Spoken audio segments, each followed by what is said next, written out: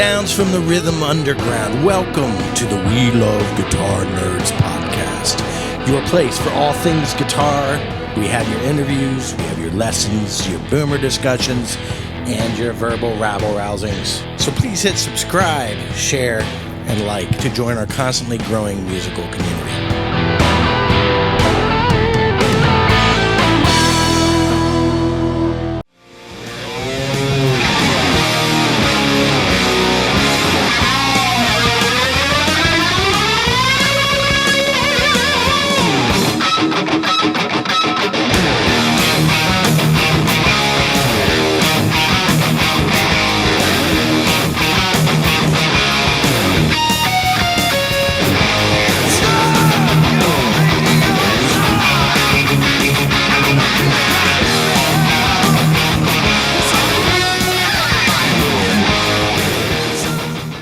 Guitar nerds, this is really cool. We have Brian Tichy. Brian Tichy, played with Whitesnake, plays with the Dead Daisies, plays with all kinds of people. All my childhood heroes you've played with, who are still. Well, yeah, so, and as a drummer, they were, yes, as a drummer, they were mine too. Yeah, that's what's crazy. Which makes it really, cool in many ways. Really, it's got to be over the top. It's like the George Lynches of the world, the Michael Schenkers, and there's all kinds of people. So, thank you for doing this. We're going to talk about your guitar journey, because this is really cool. Because we've been watching on Brian on the social medias. Has really killing the Van Halen covers. Really going. This is a newish thing for him to go back over it. But so let's go back to some of your beginnings. We're not going to spend all our time on that. So your musical beginnings, let's take it back. So we're the same age. All right, cool. 68. All right, yeah. An interesting year. It was if you look into the rock and roll timeline. If you were born a little early, things may have been differently, and where your career ended up, and born a little later. But it is what it is, and it was cool for me. I love the '70s stuff the most. I think as far as a time for rock and roll and live concerts and recording technology, I think just the '70s was the most honest and pure time. And the best music was written, undoubtedly. That's my opinion. Yeah, and you keep pushing it. I'm like, we're going to talk about this later, but it's like you're bringing a lot of those bands back into the Moby Dicks and all that kind of stuff. So so you started off. What were you first listening to when you started off? Kiss. Okay. Starts with Kiss. Yeah, that was your Beatles. It was. My dad was the Beatles, so I fully had lots of exposure to the Beatles. He was Beatles, Beach Boys, Buddy Holly, Eagles, Neil Young, all that kind of stuff, which was great to just have that around all the time. And my mom was like the '70s, hits of the '70s radio, which was also killer, because that sinks into your system as well. And but Kiss was huge. So this is I know exactly where I was turned on to them. And it was just at a buddy's place, and they had a snare drum in their living room with a cymbal on it, and they were twins, and they had a Kiss record, and we'd all take turns playing on the snare drum to a Kiss song. And I didn't know Kiss. Looked at it was Destroyer, and I looked at the record cover like, whoa. Yeah. And we went downstairs, and they had Kiss the originals and Alive and Hotter Than Hell, and the originals. I was like, whoa, what's this band? And I dug the tunes, and I remember not knowing Flaming Youth and playing, I couldn't play drums, but I could go I could do it. And that was like the beginning of my thing with Kiss. And then soon after, I went and with my first $5 of my own money, I went and bought Rock and Roll Over soon after. And same here. Which was really that was a great record, I think, to get as the first record to purchase and just get well.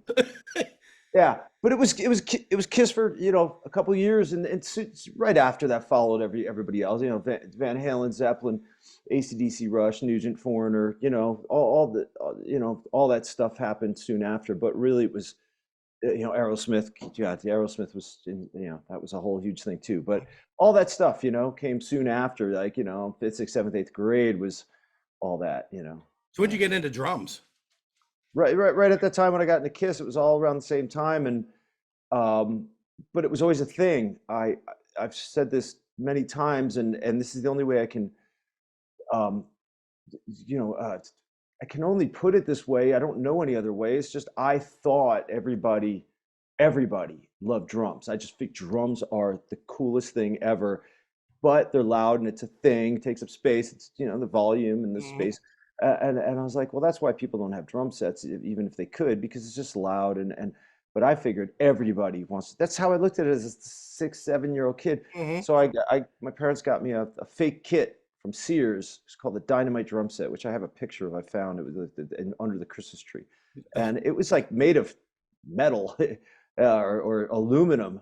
Yeah. And but I played the Kiss records, and the bass drum sounded like ping, ping. So I never hit it. I just put my foot on the side and kept time because it was so loud compared to the rest of the stuff. And I broke through the heads eventually. And my mom was like, "If you start taking lessons, this is fourth grade. If you start taking lessons and stick with it, we'll get you a proper kit for Christmas," which is like you're giving away the present, but whatever. That was the deal, and that's what happened that Christmas. I got a leady drum set, Mhm. which just it was just, man, that's the coolest thing I could have gotten, and that was it. It never stopped from there. It still hasn't, and it never will. You were But that doing it was right it. away. You were like earing it right away.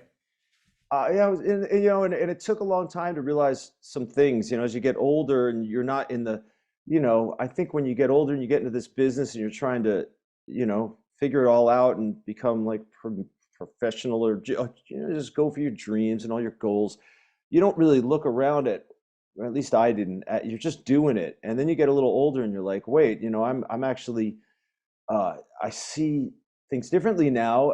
And a few of the key things were that mean a lot to me was I was taking lessons for many, many years privately, but it was mainly reading and rudiments and some jazz stuff on the kit. All my rock playing, all of it was self-taught, and I never really. I was like, yeah, I'm not a self-taught drummer. I studied, and then I went to a Mhm. music college right out of high school, Berkeley Music College. But when I wasn't in lessons, I didn't really practice. I could do I could do it all, and I practiced enough to get it going, but I wasn't like excelling at like lightning speeds or anything. My drum teacher was killer, like a big band type drummer with Buddy Rich chops. He was Yeah. great, but I didn't care for that stuff in that way. I cared about rock drumming. He was telling me, use heel down on your bass drum. We're talking drums here, but anyways, Yeah. it's not a drum show. Good. Um, It's fine. but I, I'm a but drum I, nerd too. uh, but I played heel up, and I was like already at like 8 years old, 9 years old. No, man, it got heel up is the way. So I taught myself how to do double strokes of the foot that way, specifically because of Hot Blooded from Foreigner. It was just like a great moment in my life. It was like I learned it, it happened, it clicked, and but so I was really a self-taught rock drummer, like just imitating, and important. And this goes for musicians. For Mhm. me, with the volume of the drums. When I first got the drum set, they were in the basement, and my dad had a stereo in the living room with speakers attached down in the basement. These big ass speakers that I think he built, him and my uncle. And I had these cassettes of this recorded all day long of literally a recorder in front of a speaker, so I was only getting one side.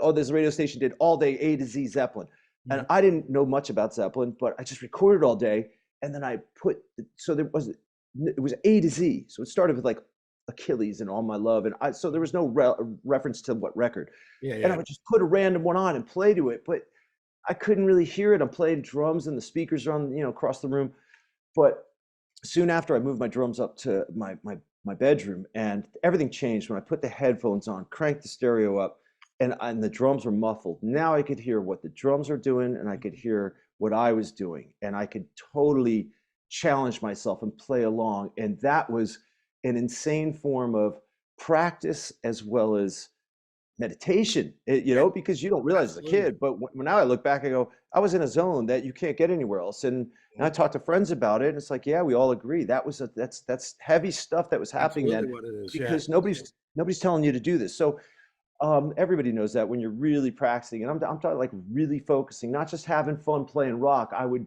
pretend if I was the drummer in Kiss or Aerosmith or Zeppelin, would Mhm. I be able to do it? That's how I thought. Can I play the whole damn record without a mistake? Yeah. That's was the challenge, Mhm. Not, but it was fun, and I was obsessed with it. There was nothing cooler. Nothing was cooler. And so to tie into guitar was my dad had a Gibson acoustic with real high action, and at one point back then he showed me a G chord and E major. E major, I Oh, stress that because it's harder than a minor, yeah. and that finger on the first fret, I was like, oh, what? And the action was high, and he taught me. Oh, I'm drop D here. Shit. Touch a day Yeah, tripper. yeah. And I was like, whoa, that's all confusing. Yeah. But that was all. That was it. And I put the guitar down, and it was his, and it was not super fun to play. But somewhere, like I said when Blizzard of Oz came out, I was into guitar. It was like I was thinking about it. Maybe a friend showed me a chord. I don't remember. But all around that time when Randy came, I was like, I have to learn this, and did know what I was doing.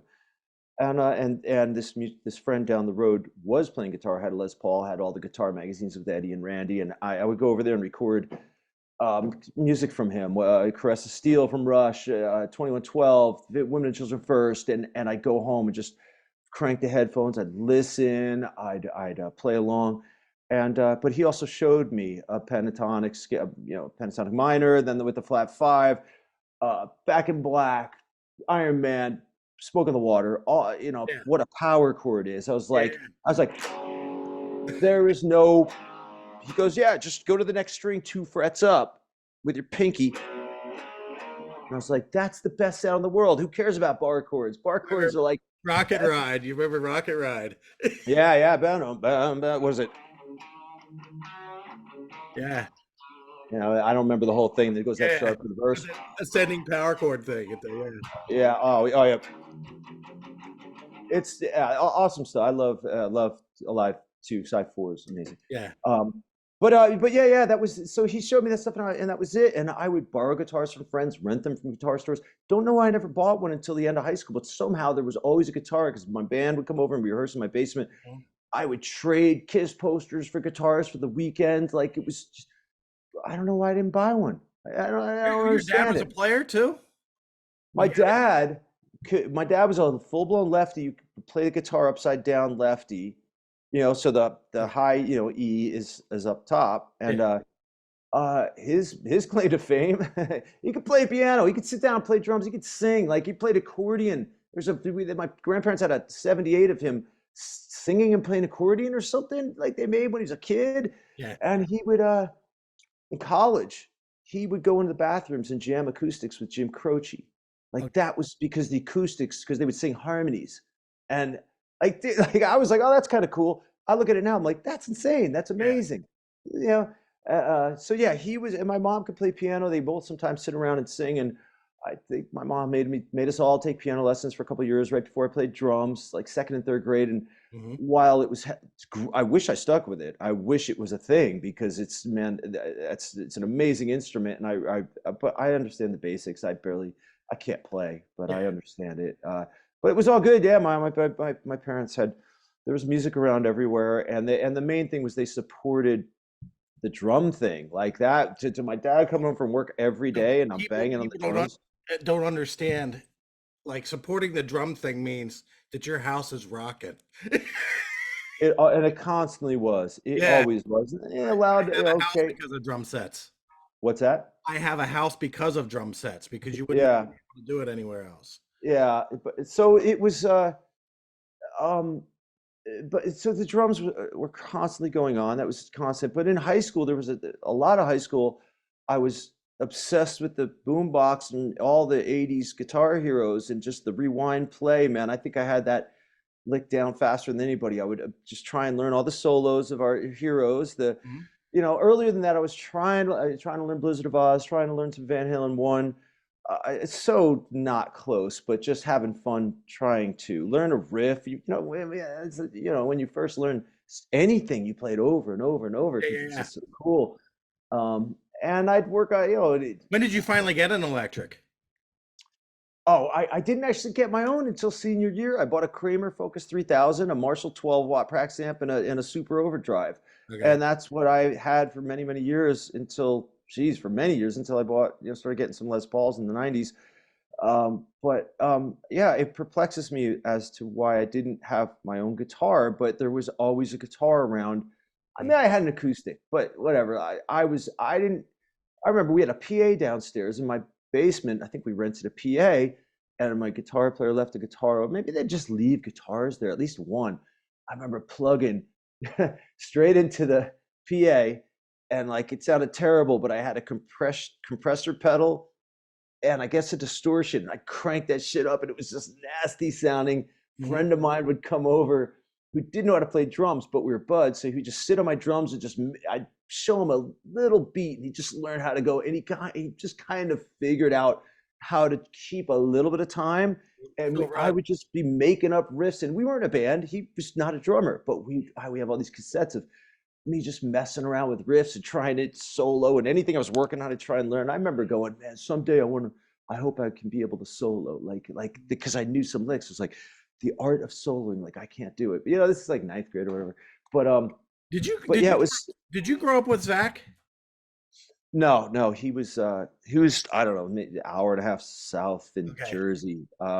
I didn't no, it was a whole other part of Jersey. Okay. I didn't meet him until I was in college and he had already had the Aussie gig, but he That was was a JD buddies. thing. What's that? That was a JD thing.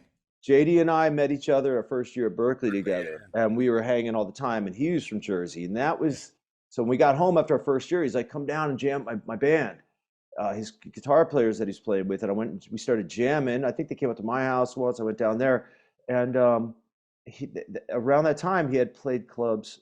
You know, without me, they had played some clubs, and um, I guess Zakk's band they had played a club or a gig or what a couple with Zakk's band. I think they were called Zyrus. And then I don't know, a year later, JD comes back from Christmas break at Berkeley and he's like, has a cassette, and he's like, man, my buddy Zakk got the Ozzy gig. And we're like, what? It's like he's Yeah, $19. yeah. And I'm like, oh my God. And he had this, he goes, this is me at Zakk's house jamming bass and guitar in his living room. And Zakk was just, it was all there. He was on fire, freaking insane vibrato, the technique, the speed, the chicken picking was there. Right. Freaking 19, dude. And we're at Berkeley and there were some killer players there, Yeah, yeah. guitar players like shredders. And you know, he was, Aaron you Household, know, I remember, and Householder was there. This other guy that I don't think anybody knows, Todd West, who I'd say was the best shredder with the kill vibrato and yeah, kill technique, killer right hand, the killer rhythm, the yeah, just just you know. But Darren was great. There was you know there was a bunch of guys there, and Zakk, man, he just kicked our asses because he was, you know, he had his own style then because he was consciously not trying to do what everybody was doing then, yeah. which was great. And It yeah, seems, soon it after seems like that. he had one foot in the '70s too. Oh yeah. I mean, yeah, he was sticking to the pentatonics more, but the speed was just so on fire because his technique was so good, you know, and his vibrato. So everything was exclamated with this bam vibrato, you know, this fire, which is just that's part of him now, and it's always been, you know. But when you first hear it, it's a big thing because it was so dominant, and you know, it's awesome. And then I don't know, a year later or so, we were. I don't remember, a year or two later, I was back in Jersey and I think it was like 89 and Zakk was recording something in New York and JD's like, Zack's in New York recording, let's go. Went in the studio. I think it was Electric Ladyland, maybe. Can't remember, but uh, e- Electric Ladyland. But anyways, after that, we all jumped in JD's car and went and jammed at a club in Jersey with his killer cover band featuring oh god, Mark Tornillo from Accept. Okay. Mark, the singer of Accept. Mark was killer back then, nailing like freaking Badlands and Accept and ACDC, and his band was TT Quick then, but he had a cover band, and we all jumped up That and was one jammed. of TT Quick was pretty important from the standpoint that whoever the guitar player was from that was a big influence on Zakk. Oh, Dave DiPietro. Yeah, Dave, that was a the big two guys. mentor. Dave DiPietro's killer. Dave is killer, and Kenny Dubman. Those guys, and Zakk will acknowledge them. They were badasses back then, dude. They Yes. were on fire. So Zakk was getting, doing his thing. Also seeing them, and that's how it goes, But I'd say from what I remember of those times, because I wasn't around them, but when I came into that little scene, yeah, it was Zakk got out. Zakk was there and then got out. Now he's Ozzy World um, but DiPietro and Kenny Dubman, man, they were just on fire back then. Great players, and so we jammed with that. We got up and jammed. We did like I don't know or something in a blues or something, and that's when me and JD and Zakk played. And then he came in Jersey a year later. We did a clinic with him. So when this Pride and Glory thing started years later, a couple years after that, he called me. It was just like it was that simple. Hey man, you want to join this band? Went out to LA and jammed with him and Lomenzo, and that was it, And that was when, and then went and rehearsed, made a record, and toured the next year, and that was great experience, so much fun, a whole So new thing. Your Van Halen, like you were talking, like what are some of your, where was your roots with Van Halen?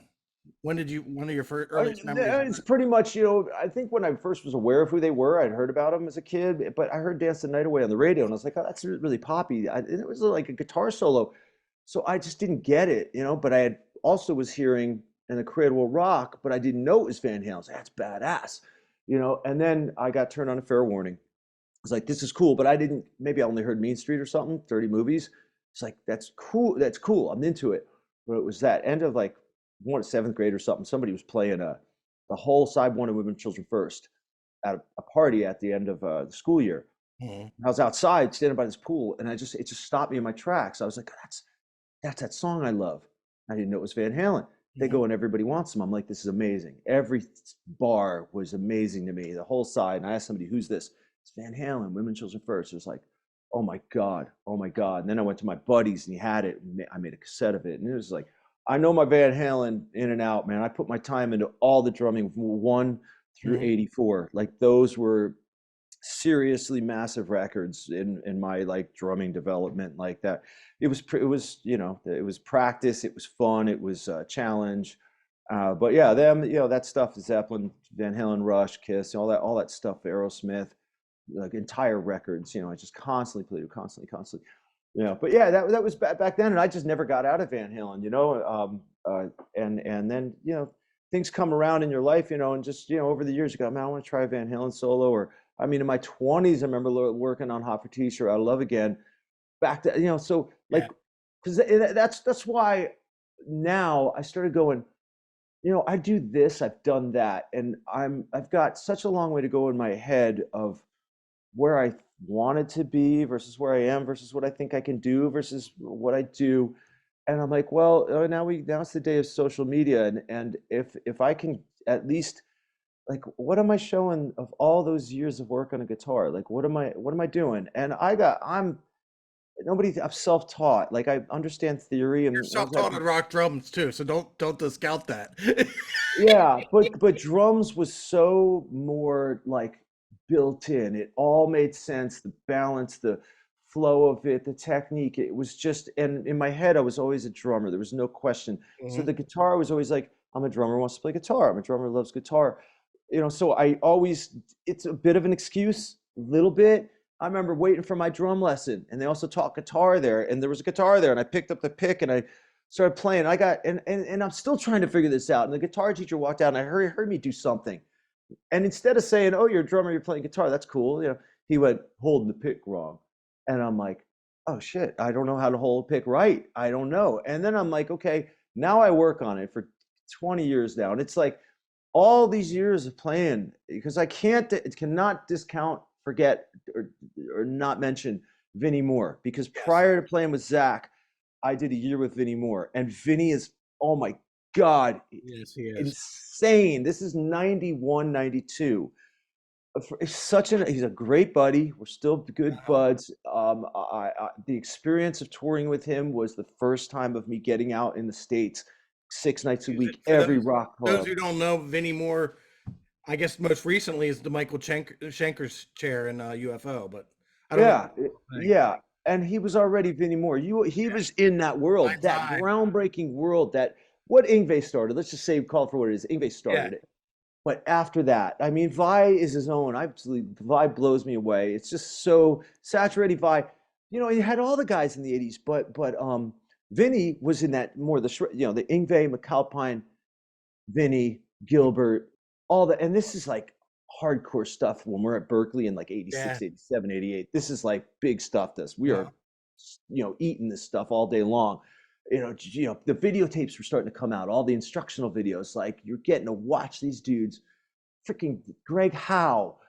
These guys are still to this day, those guys, that level of technique is insane. And there's some crazy stuff happening now, but still, that stuff was insane. And to play with Vinny back then, 91, 92, and he's so not, I don't know, like his dedication to the instrument is at such a high level.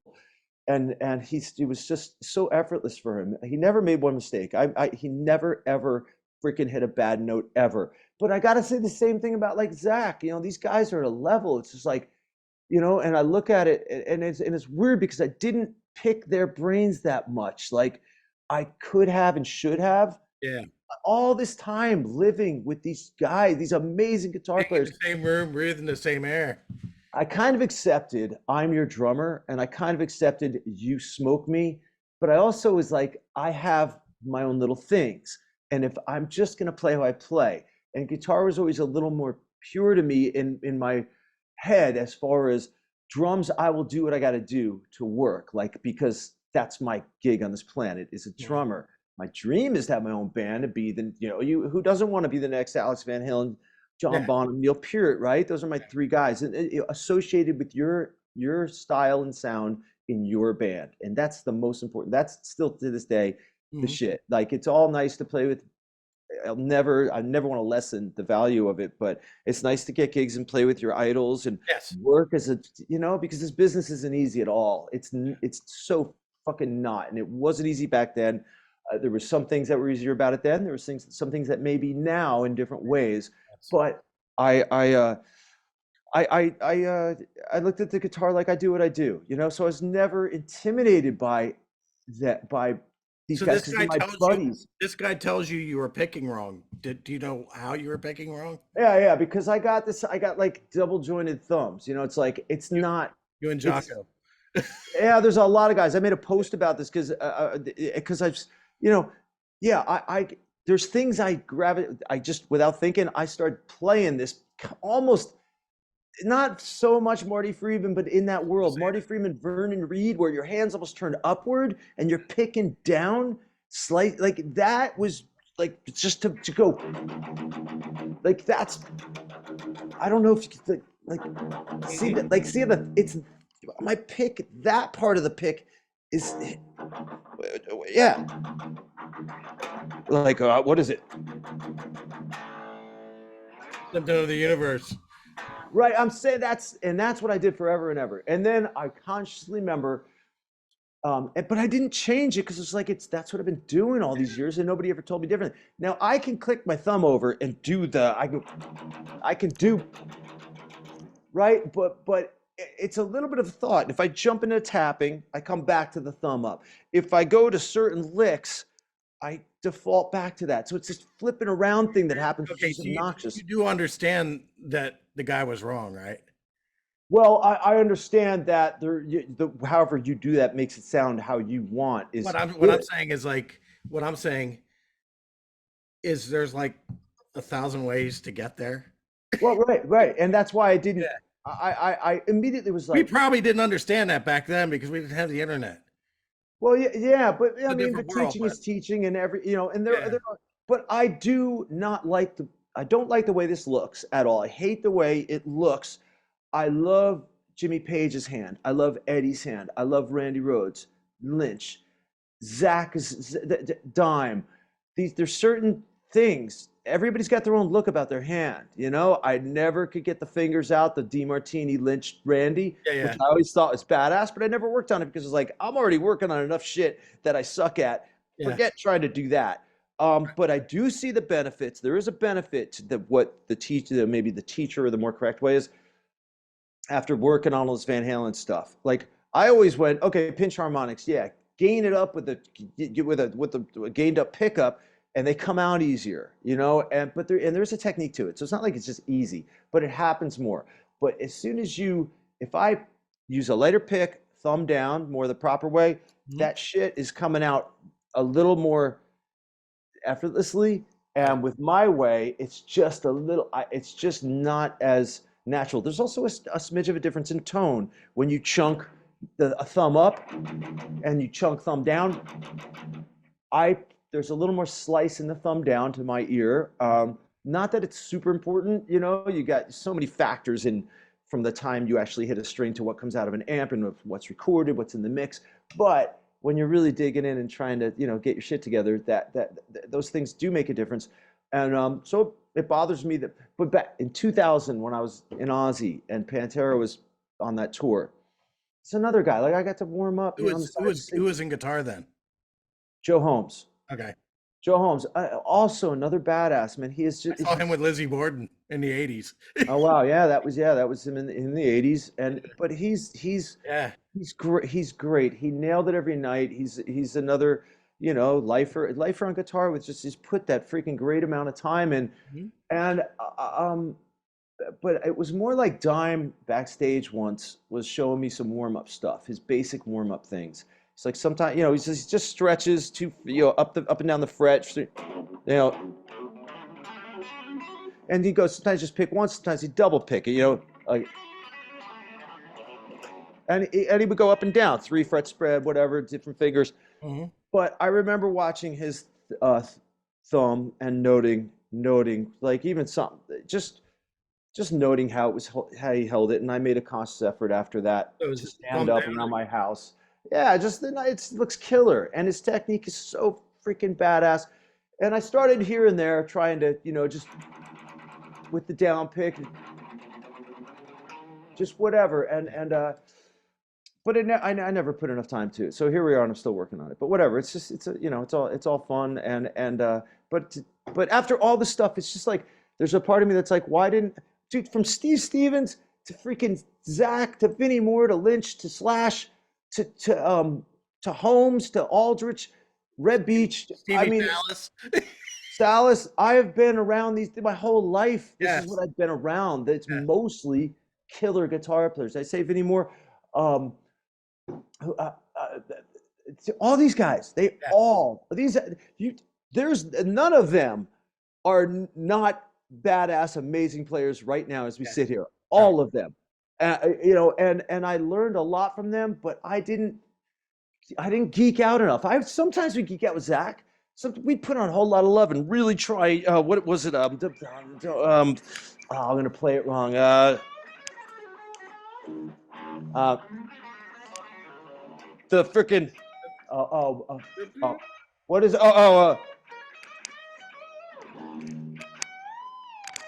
that we geek out and just try and find like, okay, what's the actual lick. Sometimes we would do this. I challenged Slash once on the phone. It's like I think I learned you know, the breaks in Moby Dick, and one of them is right. Now, Oh, you played with oh, Slash and Snake Pit? yeah, 95. Did he ever do anything for the Jimmy Page stuff? Did he ever do anything? Like What do with you? a, I know the Moby Dicks is like a kind of like an all-star band, is it not? Oh no no, that was all through the Bonzo Bash stuff from 2000 that I started in 2010. No, Slash never played any of that stuff. No. I'm just talking when we played when I was his drummer I got it. for like 95, 96. Sometimes we'd be, but I remember one that, you know, we'd hang out a lot, we'd jam um, but I love his playing too because it's so Yeah. Slash, just sound and that there's a reason I was using extra heavy picks in certain gauge strings, and that was because of Zakk and Slash. I Yeah. think What man, is funny about Slash is like I don't more than a couple years back, every time somebody came on the radio that really piqued my ear, it was Slash. yeah. Because like 10, 15 years ago, he was doing a lot of studio work. He did a song with I would say a lot, but he made it on a Hailstorm album. Uh-huh. And there was a really really cool solo on it, and I'm like, wow, that I'm like sound hounding it, and Oh, that's Slash. Every Yeah, time, and it was the melody. It it's was his. melodic, it's his tone, Yeah, and it's his vibrato. His yeah, all that vibrato stuff. It's like, is so Slash. I hear where it comes from in an Angus BB King way, mhm. but it's his fingers hitting that string with it, reacting to the pick. The And that whole. vibrato is it's so Slash, and I absolutely love it. And he's very tuned into pitch. He's very tuned into his bends. He sounds reckless. He's so focused. I've spent so much time with him writing after the tour. We wrote a whole mess of stuff when we were looking for a new singer, and so I was always around, just Mhm. listening to him all the time. His He had noodling a is, guitar in his hand all the time. oh yeah, yeah, it was good. That's it. That's it. Is that all of them? What's that? Were all of them that way? Yeah, well, yeah, and I can't imagine it any other way. I Yeah, mean, look at the guys, the level of badassery in that list of names that I've played with. yeah. It's all of, I mean, it's I think awesome to think Slash doesn't about. get his due. He doesn't What's get. that? I don't think Slash gets his due because it's like he had this thing, and I thought his rock persona was cool too, but he's not just a rock star.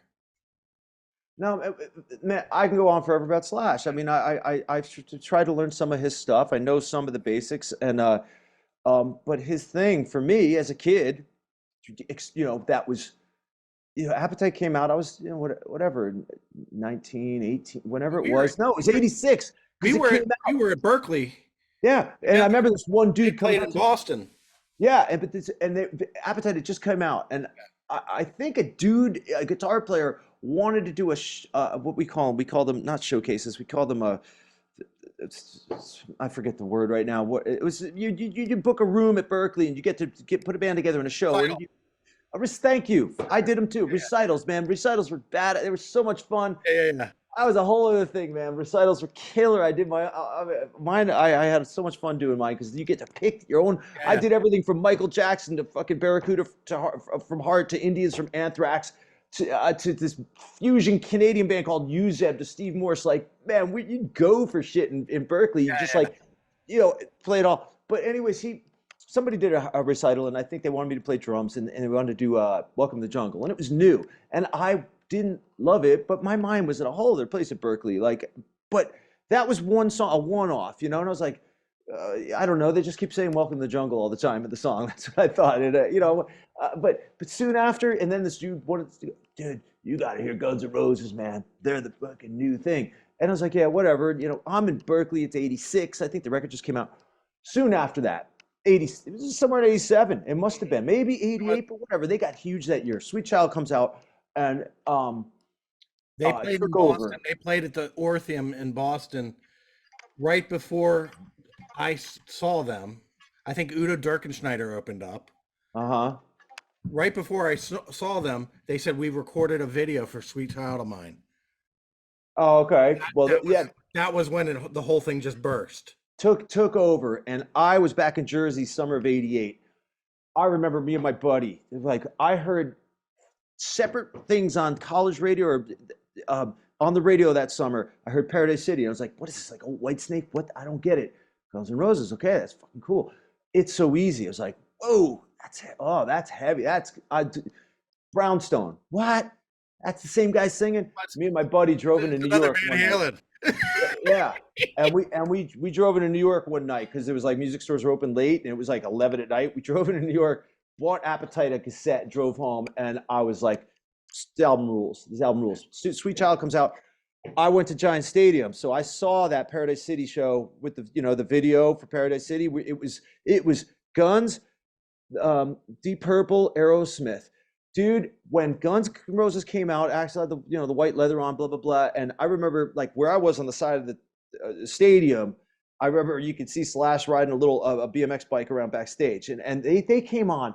The whole stadium went like right to the stage. People were fucking running by me. I was like, holy shit! They came out and killed it.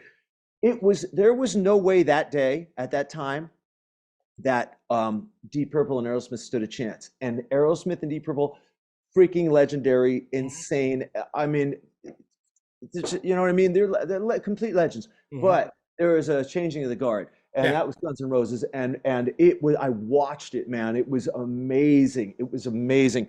So and then freaking that's 88. The next year at Berkeley, this is a cool story. These are little cool stories that just as fun as time goes by. You look back and you go, this was actually really cool.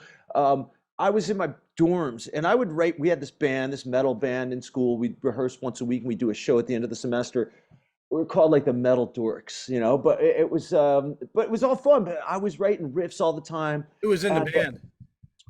Well, on bass, my buddies, guys I'm still friends with, are in the band. But on bass was my buddy named Dorian Hartsong. Dorian was, real quickly, man, I can go on forever about this shit. It's like, man, I've been around a long time. I've got a lot of stories. But Dorian and I were drummers at Berkeley in '86. That somebody heard me playing guitar in my room and go, oh, you should meet this guy Dorian. He's a drummer that plays guitar too. So I knocked on his door down the hall. I go, hey, I'm Brian. He's, I'm Dorian. I'm like, you play guitar and you're a drummer? He's like, yeah. I'm like, we should jam. We jammed. Two of us playing guitar. And Dorian's speed picking was killer. He was all, and I wasn't as fast as him. But we started working on a Lynch solo, a Dawkins song, something. This is like '86, like something like in my dreams. We knew the solo together. We jam it together. So a year later, he starts playing bass one summer. I come back, I'm like, oh my God, his groove is killer. Yeah. He went on to become the bass star. We did a bunch of stuff. He went on to start the band Power Man 5000. So he's the bass player in Power Man 5000 as the bass player. Yeah. And they took over Boston, got a deal, kicked ass, blah, blah, blah. And then 10 years ago, which he still is, he's the bass player for Jason Bonham's Zeppelin experience. So because we were hardcore Zeppelin and he was getting all the John Paul Jones down back then. So it's so cool to see him playing with Jason now, but he's a badass bass player. Why am I talking about Dorian? Because of, the Metal Dorks. Yeah. So here's the story. I'm sitting there and everybody's like, hey, we're going down to the cafeteria. I'm like, I'll meet you because I have a riff I'm working on that's a little twisty turny and I got to get it. And I was like, I'll see you guys down a bit. And I remember it was like, and I wrote it in my notebook. I wrote, something, I named it. I called it the Slash Meets Hetfield riff because it was heavy, but it had this twisty turny Paradise City thing about it, right? And I remember then we wrote a song around it in my show. My buddies like, it's a cool riff. The drums were simple. The drums were all just like boosh, smash, boom, smash. And the riff was Black Dog-ish. It was Black Dog-y, Still the Night-ish, Paradise City-ish. It was like one of those kind of riffs. It's a good quality riff. To this day, you put that riff on, you'd be like, that's a good riff. You know what I mean? What the hell? We did make There's a video. There's probably a video there somewhere, right? No, there's no. Well, no. We played it live. There's some audio of us, the band, that summer. We played in the clubs, and it was a song called "Tongue in Cheek." And my buddy would write the lyrics, and I'd show him riffs, and we'd all formulate the song together, and or the songs together throughout that semester. And but anyways, I wrote this down. Years later, I'm playing with Slash. We get off the road. We're in there writing. He's got all this music, and we're working on it, recording every day. And me, him, and James Lomenzo. And then you got ideas? Let me know. And I brought him this riff. So this is like 95. And I wrote the riff in like 89. And I brought it, and he was like, "Ah, it's cool." And we worked it up, and he made other parts around it. We had a song. Now we didn't have a singer then. That was the whole thing. We're just gonna make up a bunch of music. And so you were in Slash's Snake Pit from the beginning? Matt Sorum did the record with Mike Inez, and Gilby Clarke was a part of it, and Eric Dover. They all did the record. And then Matt didn't do the tour. So I met Slash through Zakk. Zakk had Slash had jammed with us a couple times on our tour. Yeah. And we had similar management. So the management called up and said, Zakk had ended Pride and Glory that year. He we didn't do another record. We did one record, toured, and he was getting calls. Strangely enough, he was getting calls back from Ozzy and Axl at the time. There was this whole thing of Zakk maybe joining Guns N' Roses. So that shit was all happening around me. But now that I had no gig, now we're not doing Pride and Glory. And I was like, we're going to do another record and we're going to keep this going.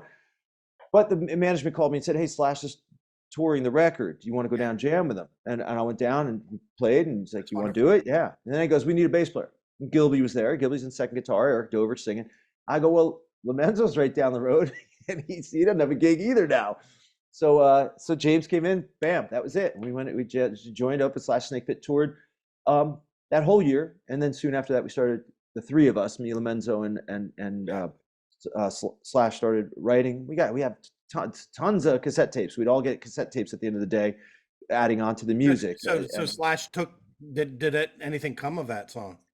No, I was always curious. Like, I wonder if down the road, but we didn't continue. He didn't find a singer. He started another project. Things changed a bit. But no, it didn't. It was just one of the ideas. But it was just cool that it was like there was a time I'm a Berkeley College student. Yeah, He's a guitar god, and right. Guns N' Roses is the biggest band in the world. And because of the influence from him and Metallica and just Yeah, loving guitar, this little riff became something but that he heard and dug, and we made into a thing, and it was yeah, just cool, you know. But yeah, so I was like high school, college. If I wasn't practicing drums, I was practicing guitar. In high school, it was more guitar than drums because I just was just into it more, and I loved writing, and I loved the sound of guitar. I loved hmm and you know, so fast forward to now. That's a lot of the reason I'm like, "Man, what am I doing?" You know, like people that know me go, "Oh, he plays guitar. Oh, he's decent." You know, like the guitar players I've mentioned. You know, I've traded licks with Lynch and Stevens and all these guys. You know, I am not close to doing what they're capable of, but capable what they're at their level. But their hmm influence always rubbed off in a certain way. But I looked at it like I'm your drummer and you guys are guitar heroes, and I totally love and respect everything you guys do, but absolutely. I'm not going to, there's no competition at all. There's none. And I they ever. probably never took it that way either. No, because it was all because, but I think it was more like, cool, Tishy understands guitar. So when I'm playing with him, Yeah. we, everything happens quicker because I see your hands, I see where you're going. hmm It all makes sense to me, you know? hmm So I think that helps as far as a drummer and just, I mean, when we did the Pride and Glory record, Zakk had all the music. It's all his stuff. It was all there. So every night, me and him and Lomenzo get in we go to the rehearsal room, and we for like 3 weeks we did this, and he just showed me riffs and parts and arrangements, and there was no recording of it, nothing. One time, I finally bought a hi8 camera. I think I recorded one of our final rehearsals. Like, I'm going to take this so I can go listen to it in the hotel before we start recording the record, just review everything. But I didn't have to because it was all there because I was so in it. hmm But I don't and Zakk never said we didn't have to talk about it. Like, he would just go, "Oh yeah, we're gonna stop here and do a big drum break." I'm like, "Cool. What do you want there?" And he'd go, "I don't know, man. Something like fucking Bonham, you know." And he just like, sing a riff, and I go like, he'd be like, "Yeah," and then go, and I'd be like, and he'd be like, "Yeah," and then I'll come back and blah. And that's how we Uh, operated together. And all I did was he'd play me riffs, and it would remind me of something. If he didn't have a definitive drum idea, or I would ask him. so that's a lot of vocabulary you have from Um, all the years of ear training and self-taught rock drumming and yeah, but self-taught guitar playing.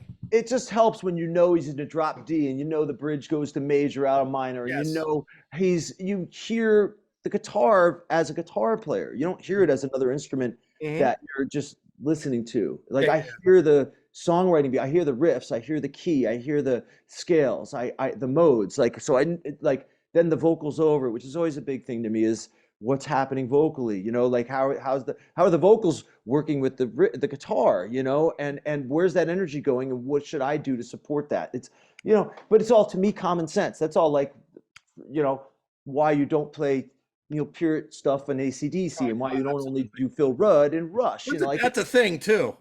That is a thing yeah. that Phil Rudd was right for ACDC.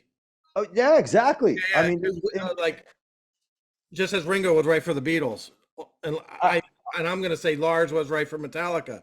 It's like people like to blast people, it doesn't matter. and it's That's like all. it's Every taste. How can everybody you has quantify their own taste? flavor. What's Yeah, that? how can you quantify taste? No, Like on a line, yeah, you can't. I love AC/DC, and I love Rush, and I love Phil Rudd, and I love Yes. Peter. I would play to If You Want Blood, You Got It. Highway to Hell, Back in Black. hmm A top to Let It Be Rock, top to bottom, as if I was Phil Rudd. It was Yes, important to play when he hits absolutely a is. flam. His flam sounds a certain way. His laid back groove in the with the excitement of what AC/DC is. It creates this it creates a nice, comfortable place where there's this level of intensity, but Phil keeps the shit under control, which gives it more power, as opposed to punk. Like, a punk drummer in AC/DC would maybe be too hyper and pushy.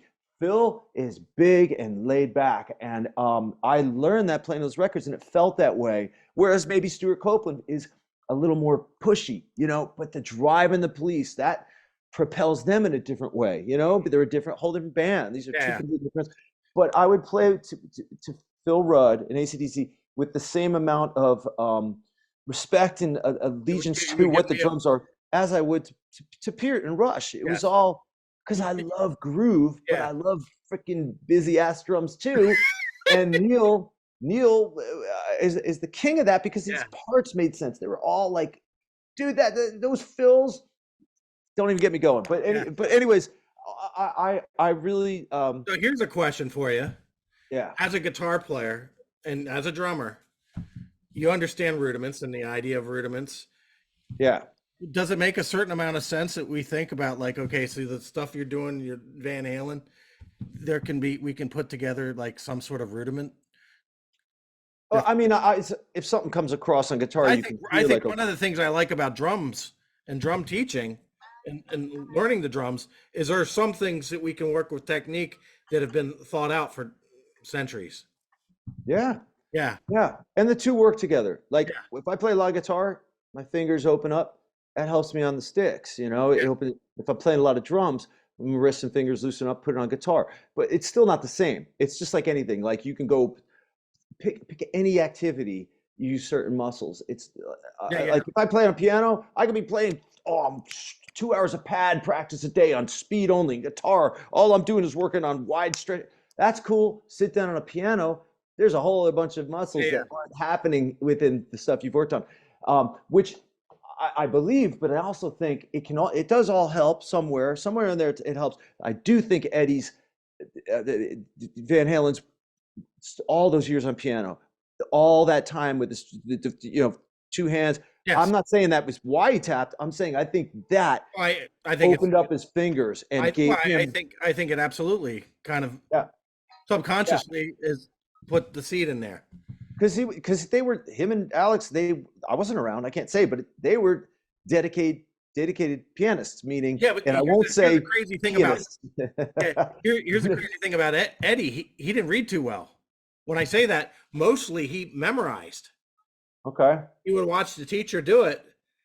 But he did know his theory, and I've read where he says, I know my theory on piano, like I understand it, but when I apply it to guitar, it's a different beast, so I go for sounds, because he had a huge ear. But he didn't know, he heard, what he took, he took shit from the piano and could apply it to guitar, but maybe it wasn't the actual exact, the theory behind it, but because he did so many innovative and unique things on guitar, even in songwriting, even just even in some chord changes. Some of it's pop, some of it's like straight up, and some of it's like, whoa, where'd that come from? Which is awesome because he's a true musician in so many ways. But the drums, like rhythms. I think just rhythm where guitar players don't have that.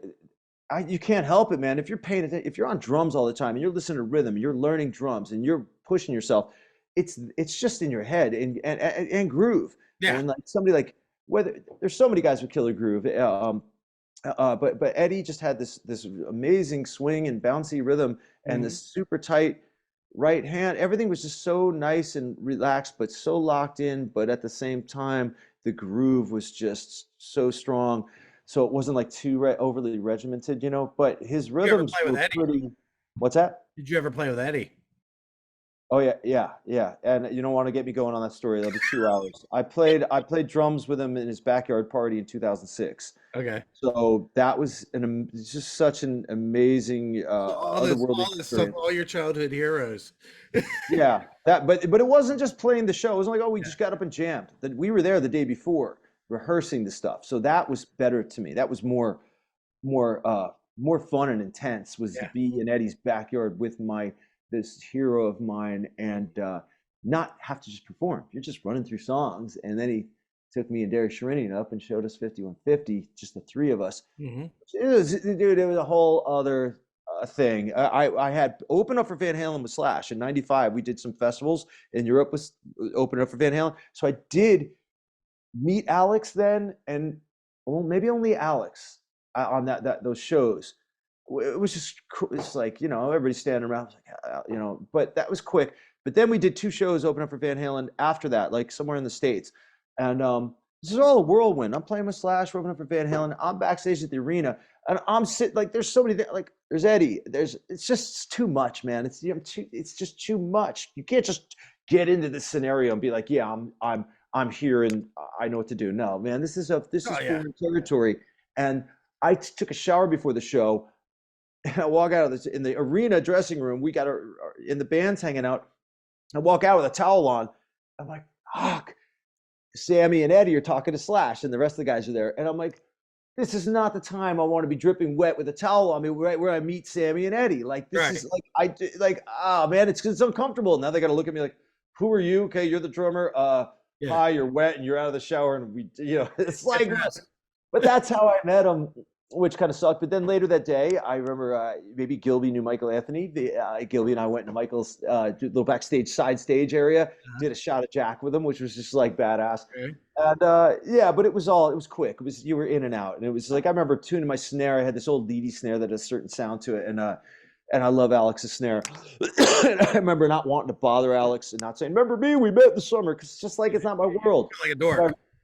I remember hoping he'll hear me hit my snare and maybe go, "Hey man, your snare sounds cool." I'm like, dude, I'm just trying to get your sound. You know what I mean? You and Bonham, which he's trying to get Bonham, but Alex achieved his own sound, which I absolutely love. And Paul Gilbert says the reason Van Halen is the way Van Halen is because of Alex. Because you hear, he said that every time you hear Eddie Van Halen without his brother, it's not nearly as cool. Like, well, Saturday Night Live.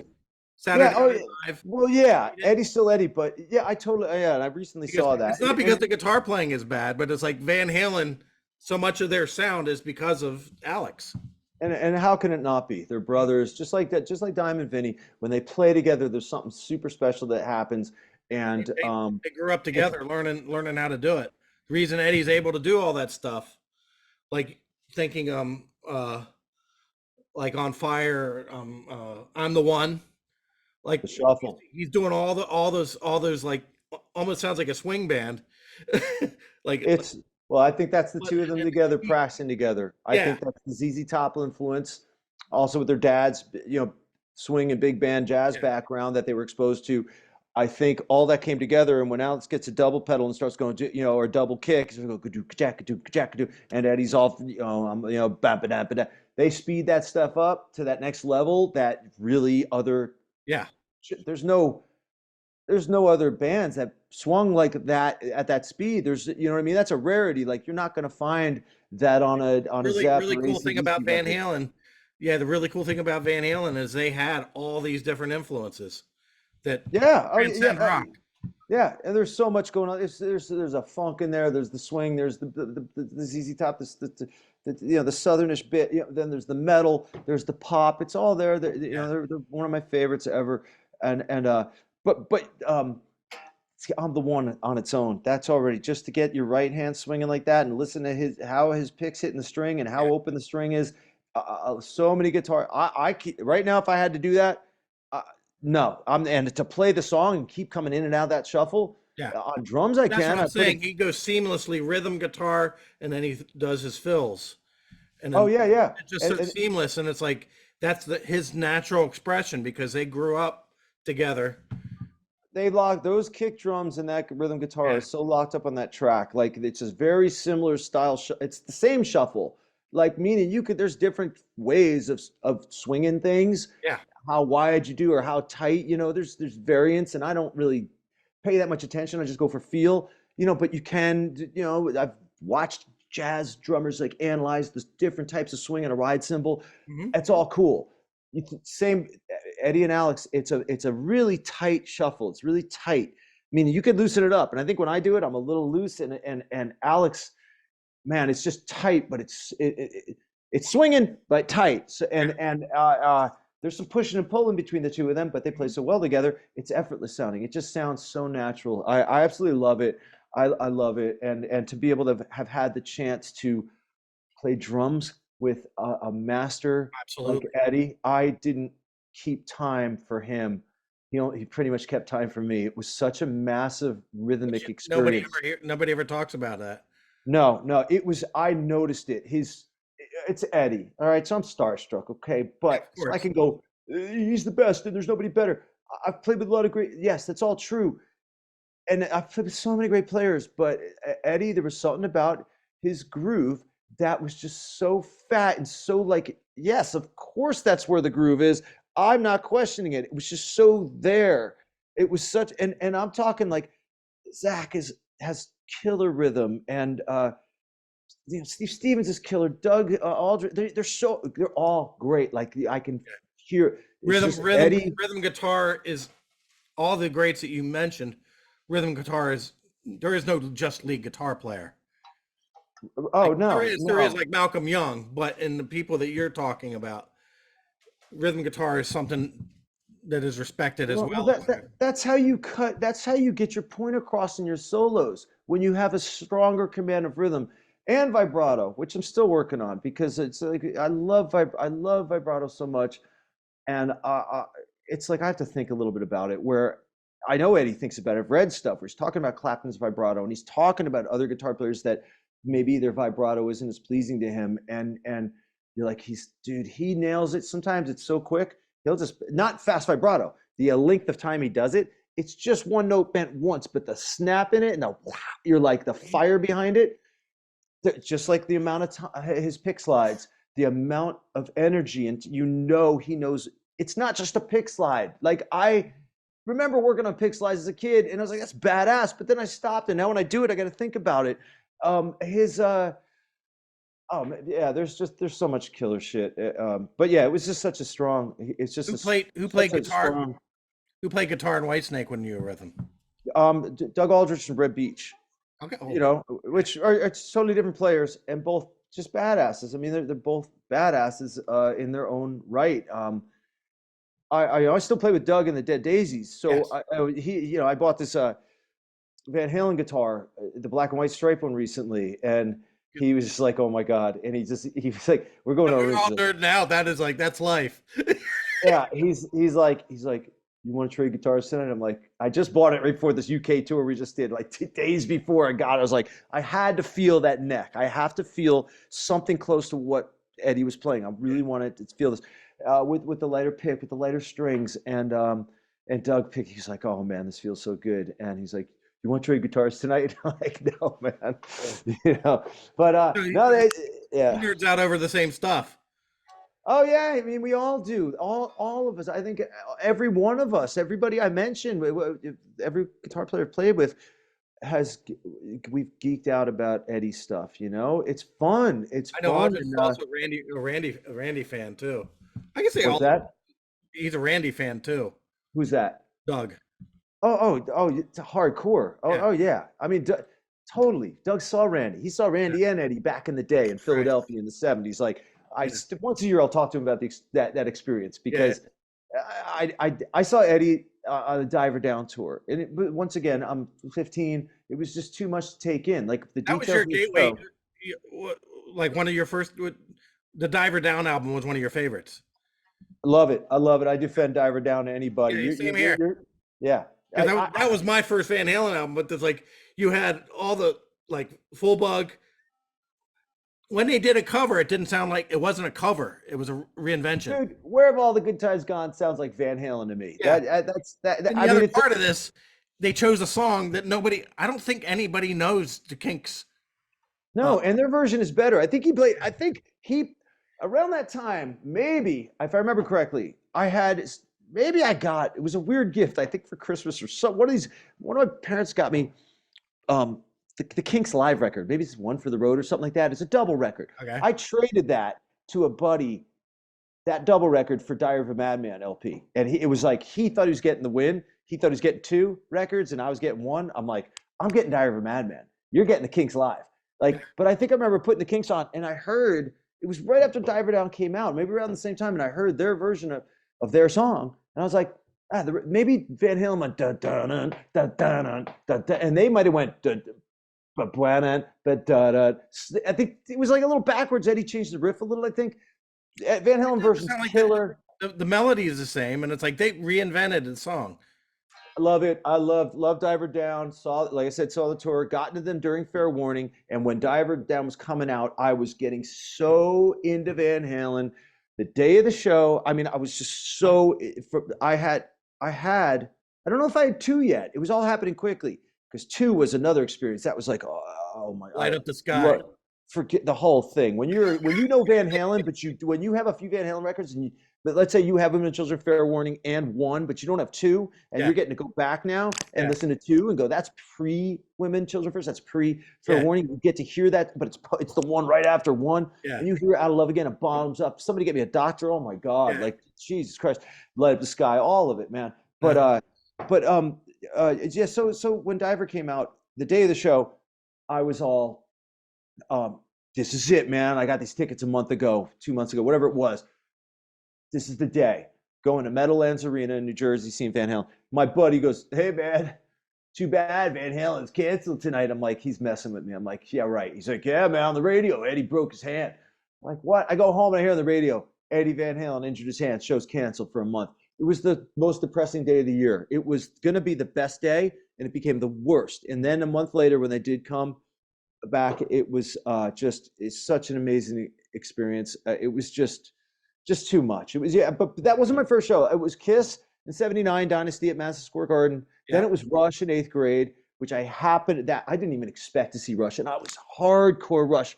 Dude, I was so into Rush, and I'm going to fly it down to see my buddy in Florida on a spring break, and he's like, I call him, okay, I'm, long distance call. My mom's like, make it quick, it's costs freaking a lot of money, talking on the phone long distance. Okay, but confirm everything's good. Yeah, Ernie, I'm coming down, flying down tomorrow. Ernie's like, cool, man. So we'll pick you up at the airport. My sister will pick you up with me. Cool. He goes, you like Rush? I go, dude, I love Rush. He goes, oh, we got tickets. They're playing that tomorrow night. So we're going to pick you up at the airport and go straight to the freaking arena. Dude, this is before Signals. This is Exit Stage Left tour. I'm Exit Stage Left guy. I'm freaking Permanent Waves and Moving Pictures 2012 probably at that point. And Compressor Steel. What?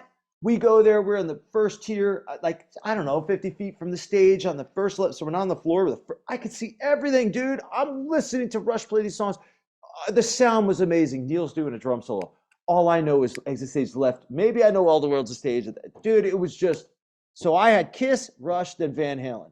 Those are my first three. Soon after that, there's a bunch of others, which were all great, like seeing Rat on their first tour in the Capitol Theater and, seeing Maiden with Fastway opening, and there's so many Fastway opening.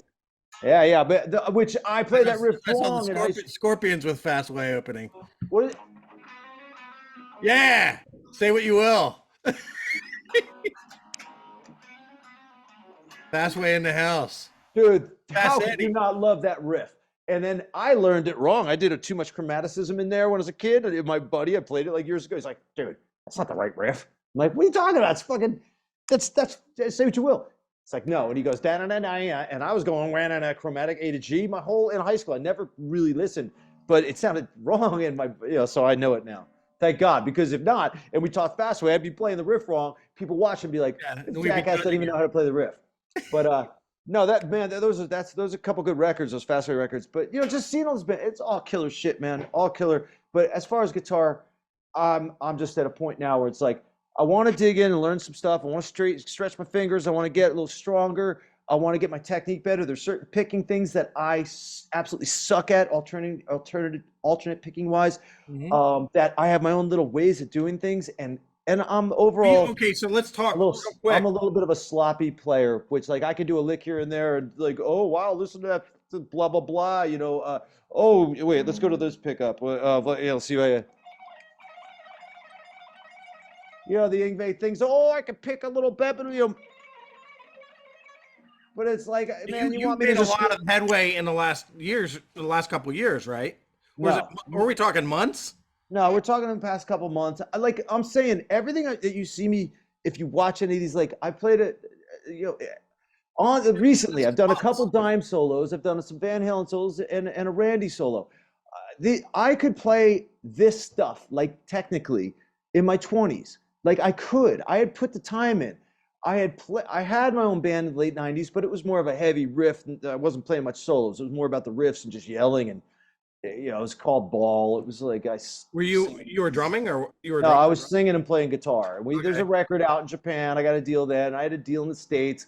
The label folded right before the record, but we mastered it. We're doing artwork, and the label went under. It was like sad, but that was all 2000, 99 through 2000. Yeah, it was a lot of fun, but it was more about the riffs. It was more like it was more like about is it whatever. It was post grunge. It was more Yeah. like Soundgarden and Pantera, but not the solos. I didn't care to shred.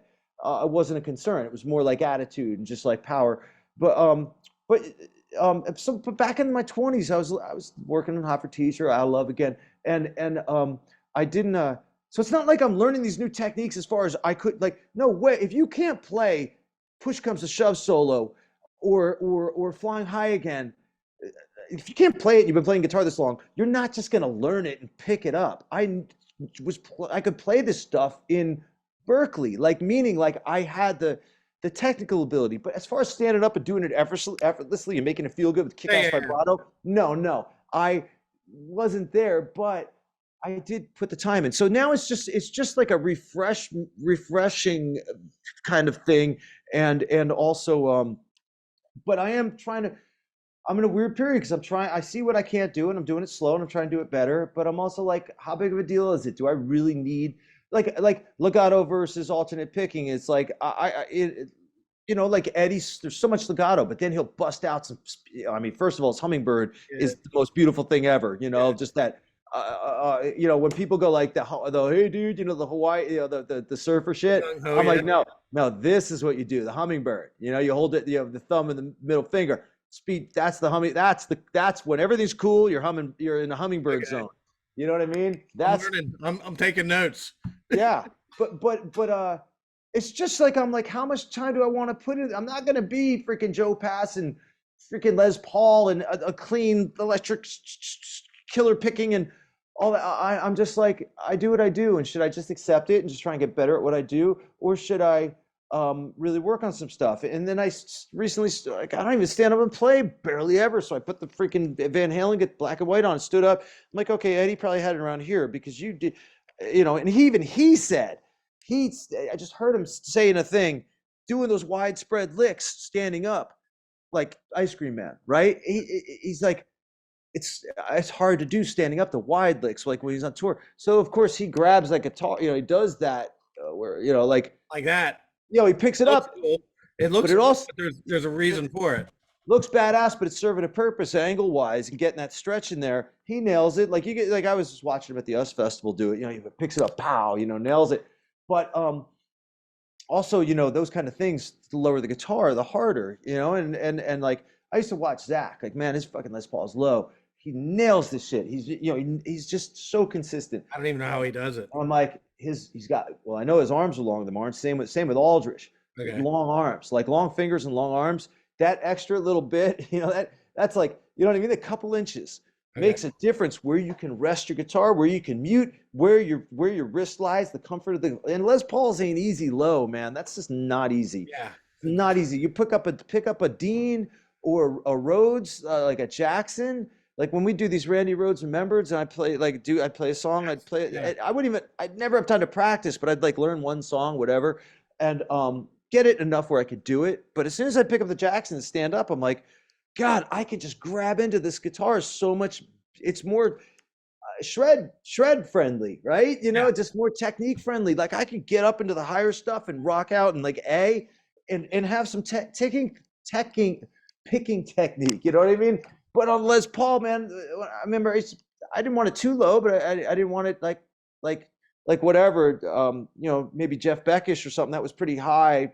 But the comfort level, it's like, what's your goal? Look like a jazz player. Yeah, but what's your goal? Is it like for Jeff Beck? It's like Randy Rhoads. Randy Rhoads, real quick. Yeah, I want to. Yeah, we compliment you on you do the Randy Rhoads Remember concerts. Remember? Yeah. And it's like Randy. So Eddie, Ace Frehley, Eddie Van Halen, Randy Rhoads are like high school. Those were my three. Like into high school. Who was it? Randy, Eddie, and who? Ace Frehley. Yeah, I started in 4th grade, 3rd grade. Yeah, let me give you this one. All right, see here. Let me see. I'm gonna try. It's been a while. Hold on. Just beating back to my baby. And Dude, you that's played on Ace's great. album. What's that? You played on Ace's album. I did a cover of Fox on the Run. That was at the end of Tracking a Foreigner record with the producer Marty Fredrickson. We finished, and he's like, "Hey, I got this Ace songs cover. Fox on the Run. You want to? We got to put drums on. You want to do it?" I'm like, "Totally." And they had a slower You're version. not really asking me this.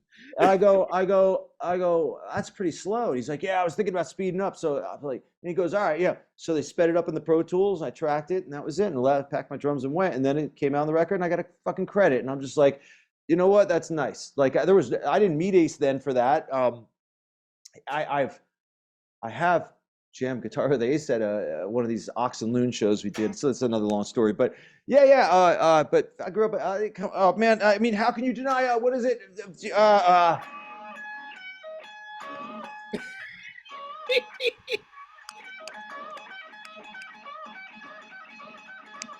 know what I mean? Like that's a great lick. You know. Yeah. Ace's bends, his triplet, his awesome, nice triplet, even vibrato. You know, like Shock Me live too. You know what I mean? It's just great, tasty shit, man. Nice, singable solos. Yeah. The Shock Me on live too was. That's when he started messing around with the freaking tapping, but it was kind of sloppy sounding. Like he didn't know Eddie's. He didn't know the actual, whatever. So you hear him going like what's it? He's like the first time I ever heard tapping, and I didn't know what it was. He's going like with his. I think it sounds like it's with his pick. He's like. But it was just it didn't have the musicality to it. It was more like a trick. Yeah. But man, when you hear Ace go, wait. When he does that the major pentatonic thing, that's just that's a total Ace from Page thing, But right. But man, no, I mean, what is it? Is it F sharp or G? I'm in the wrong thing. Yeah. Parasite. I don't know. I can't remember if it's G. Maybe it's G. Your drum video with the Peter Criss drum solo from Kiss Alive. That was wonderful.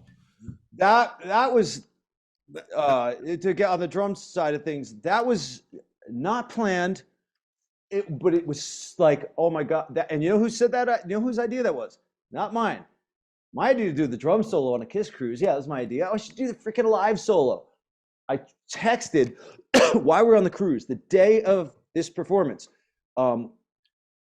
I think I asked if I could do the drum, like the management was like, hey, is it cool if I do the Peter Criss solo? Like, yeah. I'm like, who's not going to know the freaking Peter Criss Alive solo on a Kiss cruise, right? So like, let's do it. Throw down, man. This is like, to me, one of my favorite solos on the planet still. I absolutely love the solo. I love it. I love the journey it takes you on. I love when Paul comes in, the tribal stuff behind the call and answer.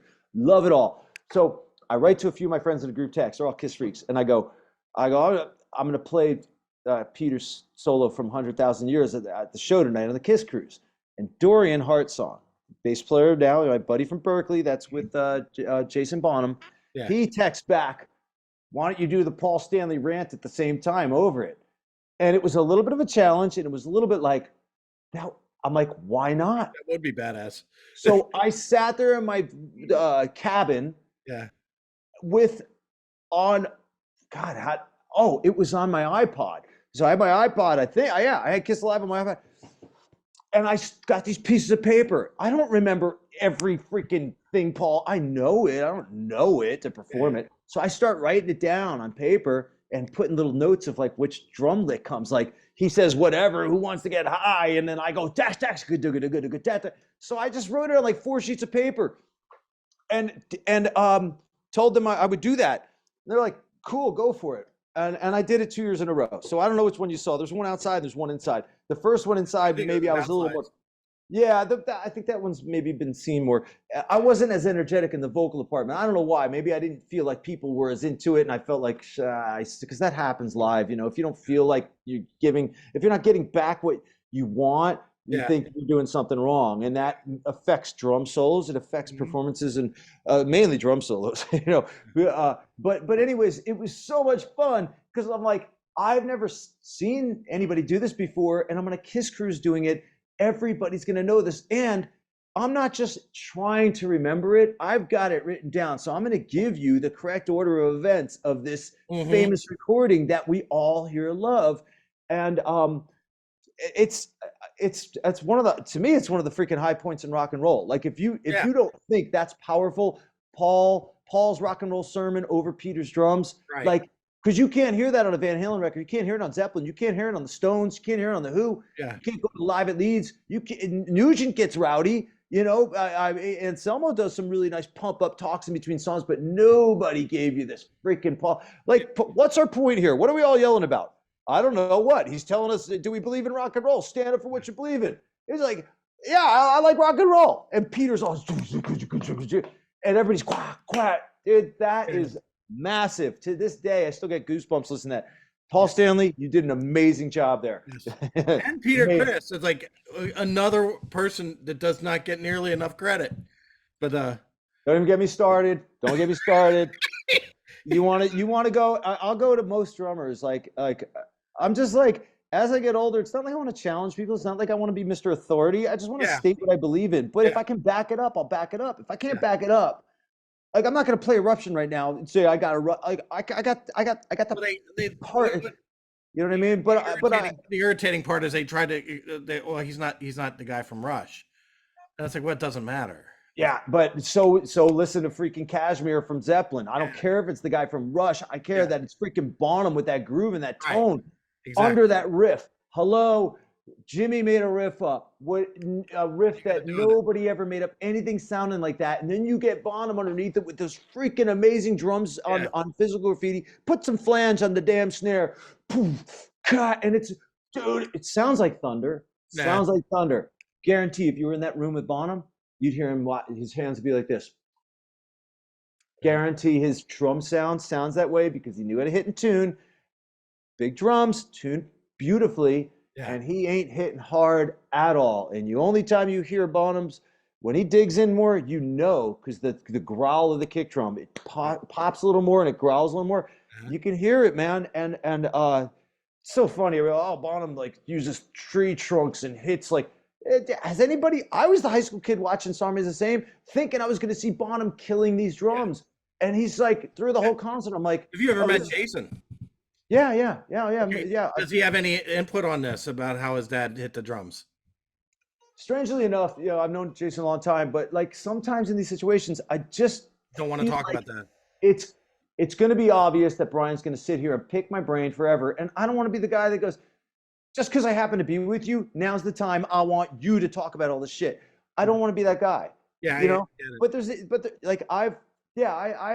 have Jason played at the first Bonzo Bash. Jason, I filled in with him for him in Foreigner in 2007. Every time he go and rehearse with Zeppelin for the Ahmet Ertegun show, he'd leave for a week, 2, 3 weeks throughout the year. So I don't know. I had no gig there. I was home. I don't remember. Oh, I was playing with Billy Idol. I was in Billy Idol, but we weren't touring. Like that we 2007, we had taken off. So I was going out and filling in for Foreigner. On Jason's kit. So yeah, there was a time the year before that he screwed up. He wiped out on a motorcycle and broke his wrist or something. And he called me, Brian, can you fill in next week? A week at Foreigner shows. I go, yeah, I'm home. He goes, I want to know you can before I call Mick Jones up and tell him that I did this because it makes them be pissed at me because they don't like when I ride my motorcycles. But if I tell him Brian's available, they won't be as mad because at least I got it's covered. So he was on the road. That he didn't go home and sit home. He would still come up and play one-handed I Want to Know What Love Is and sing backgrounds. So he was on the road with me. But and I should have. There was a couple times he started talking about his dad. And I just feel like it's stupid because it's like these are things in my life that mean a lot, and sometimes I just don't feel like I don't want to be that guy. Bother anybody. And there's no bother when somebody else is bringing the conversation up. You know what I mean? Jason, no, Jason's great, and uh, I really liked, especially liked that first Bonham record with that Wait for You song. Hmm. Fucking great song. His drums sound killer in that, and oh, it's just a really nice song, nice vocals. But when they come out of the freaking uh the guitar, if you haven't heard the song, anybody listening, listen to it. It's called Wait for You from Bonham. Yeah. And at the end of the guitar solo, the whole band goes like 3 4 black ba dabba dabba dabba dam ba ba, right? They just do that lick black ba dabba dabba dabba dam ba bam, and then Jason comes in and answers that on his own, the snare, with these flams on the E's. But it's just such a nice sounding. It's a different phrase. It reminds me of like Simon Phillips or Bozio. They go blah ba dabba dabba dabba dam ba da ba da blah ba da blah ba da ba da black. Boom, back into the chorus. And I'm like, dude, that's as cool right there. And that should be mentioned more, because that's a great ass fill, as heavy as Will Calhoun at the intro of freaking Cult of Personality, Right. when they go, boom, boom, boom, boom. Dude, only Will would have thought of that. That was like some backwards funk Bonham stuff. Yeah. And I love it. Stuff like that I love, man, because that stuff, like, if you don't do that there, something's wrong. You got to do that. Yeah, it's part of the song. It's like Yeah, it's like composing a drum part. totally. Love it. To do anything else. Yeah. So, and then we're as far as guitars, the Randy Rhoads Remembered came out of the Bonzo Bash, because it was all just like an idea. Let's honor Bonham. Who were some of the guitar players in that? Oh, tons. I mean, top of my head, the first one we had, everybody from Kiko with Megadeth, Kiko Loureiro, Kiko from Megadeth, Nuno, Brad Gillis, Rudy Starzo was my partner in crime in rhythm section, Joe Hoekstra, Bumblefoot, Mike Orlando, dude, it goes Phil Demmel, it goes, dude, awesome, badass guys that are great guys, and awesome players that made the show. It made the show awesome. There's, I like I said, I grew up, and it was regimented, but not. It was like, here's the goal: we're gonna play every song off of Diary and Blizzard. That's the thing. That's how many songs. That's the show. Yeah. We don't have to do it in order. Just pick a song. So I remember when Nuno was like, "Yeah, I want to do Diary." I'm like, "Yes," like, because I knew he will crush this. And he just did such. Was it one guitar player? What do you mean? In other words, there's layers of like all the Leo Brower influenced classic. Oh, that doesn't matter. Randy had to play that shit live. You know, yeah.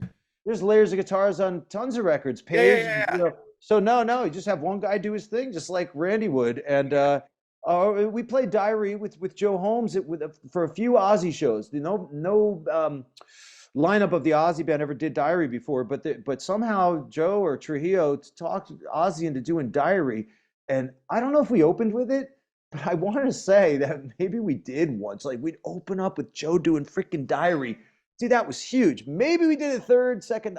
I thought we opened with it once. We only did it a few. Because Ozzy said, like "I have Diary to." Tour, did they open up with that, like da da da da da da? Well, yeah, that was the opening music. They used that. But they didn't do the whole song. They didn't do the song. They go over the mountain. Yeah. But Ozzy said, if we're gonna do Diary, we got to do it early in the set because it's high to sing. So we're like, all right, cool, whatever. But we did it, and then I think he dropped it. It was a lot, and but we did do it. It's amazing playing Diary with Ozzy. But and Joe killed it. Yeah. Did that go on the road? Oh, you were talking about when you're playing with Ozzy. With Ozzy, but we did. There were so many great guitar players in the Randy Rhoads Remembrance. God, man, Marty Friedman played that first one. Yeah. A guy, like, some guys I didn't know at all. Like, I didn't know Phil Demmel, and now we're good friends because of that show. You know, I barely knew Mike Orlando. We were buds. Like, there was, Doug Aldrich has played. But there was many years. We did this many years, like 5 years in a row or something, and great experiences. So much fun for me. It was so great. Available online. Oh, you can just click on YouTube and watch a bunch of stuff. Yeah. I just saw the Over the Mountain Brian Tichy cam. Yeah, that was at one of them. That was I wonder. I don't remember who was playing guitar on that. Well, Marzi's just such. That's how I became friends with Marzi's, because of our love for Randy. And some mutual friend said Marzi plays a fill ensemble. He loves Randy.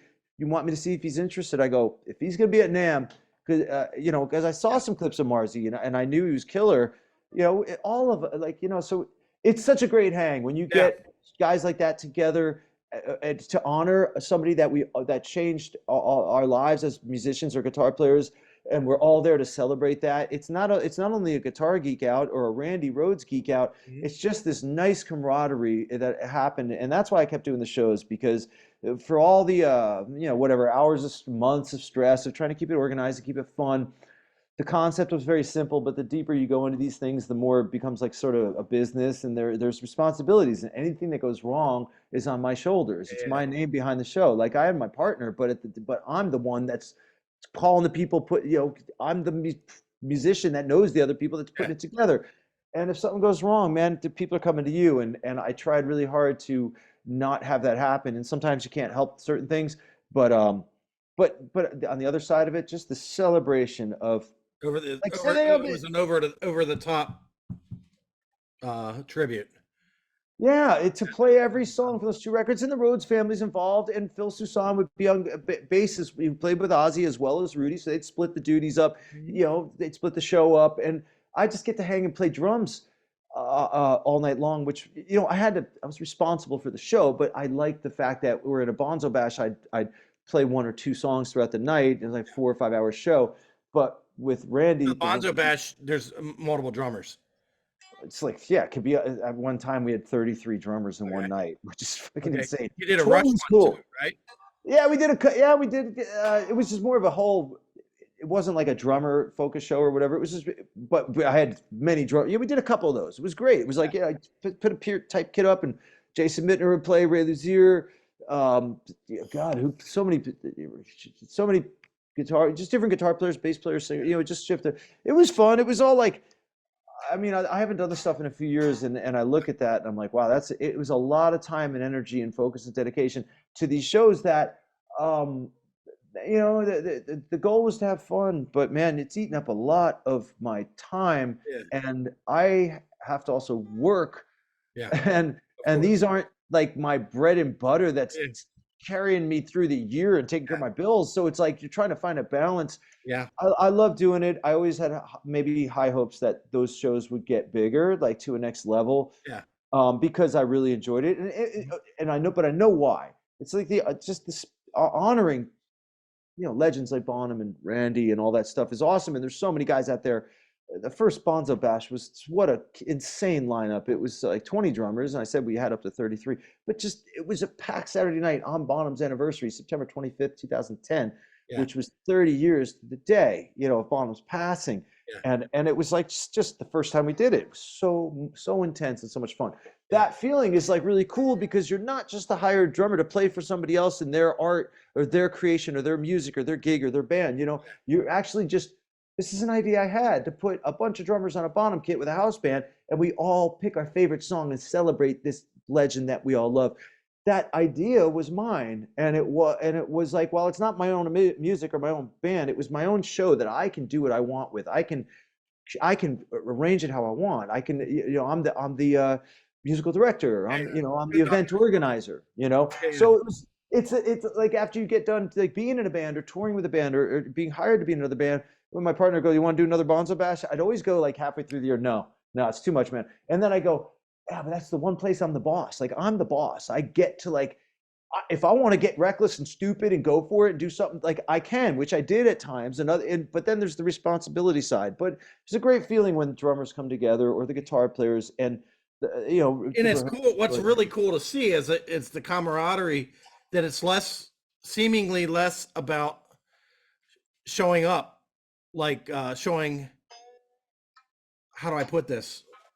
Like, there is a camaraderie that you would not necessarily expect, because competition, like back in the 80s, a lot of stuff was competitive.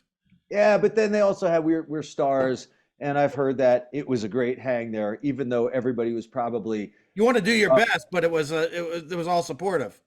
yeah, but even though, like, I think Yngwie at that time was God, and like that, he was just a whole other new sound happening in the world of guitar, pretty much. But outside, I don't think there's competition, even though I'm sure people are like, holy shit, because speed was such a thing then. Everybody's wanted to play so fast and tricks and all that. but no, when you get guys together, it's so much. It's all under the Rhodes umbrella. You know, we're all there for Randy, Yeah, yeah. and I think everybody It's is the right there. energy. It's the right energy. Yeah, like what song are you playing? I'm playing, I don't know. I'm playing Believer. I'm playing Crowley. Like, oh, awesome, man. Then you just start geeking out. Like oh, dude, how do you do that lick? Or what, Mhm. start talking about Randy, start talking about guitar. It's guitar geek stuff.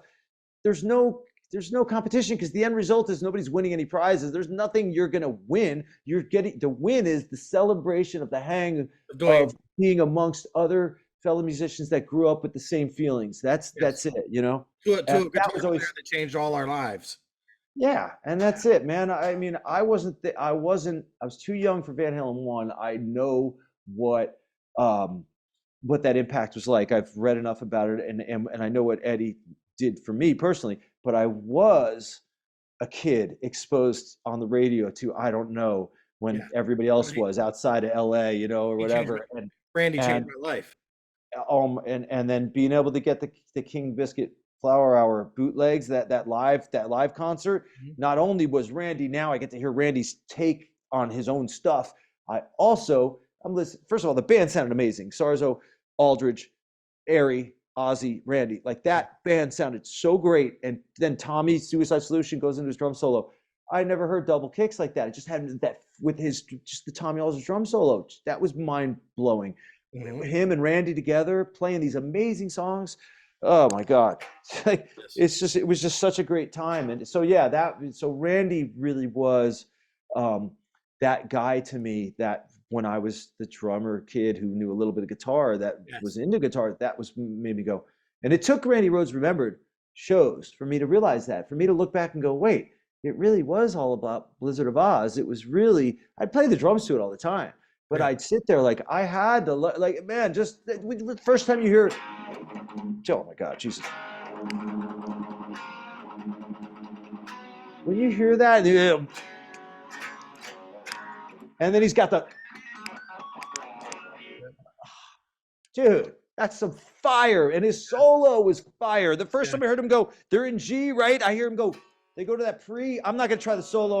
I know the one lick that I was like, it's Eddie-ish, but it's not Eddie. It's Randy. This is Yeah. the new guy.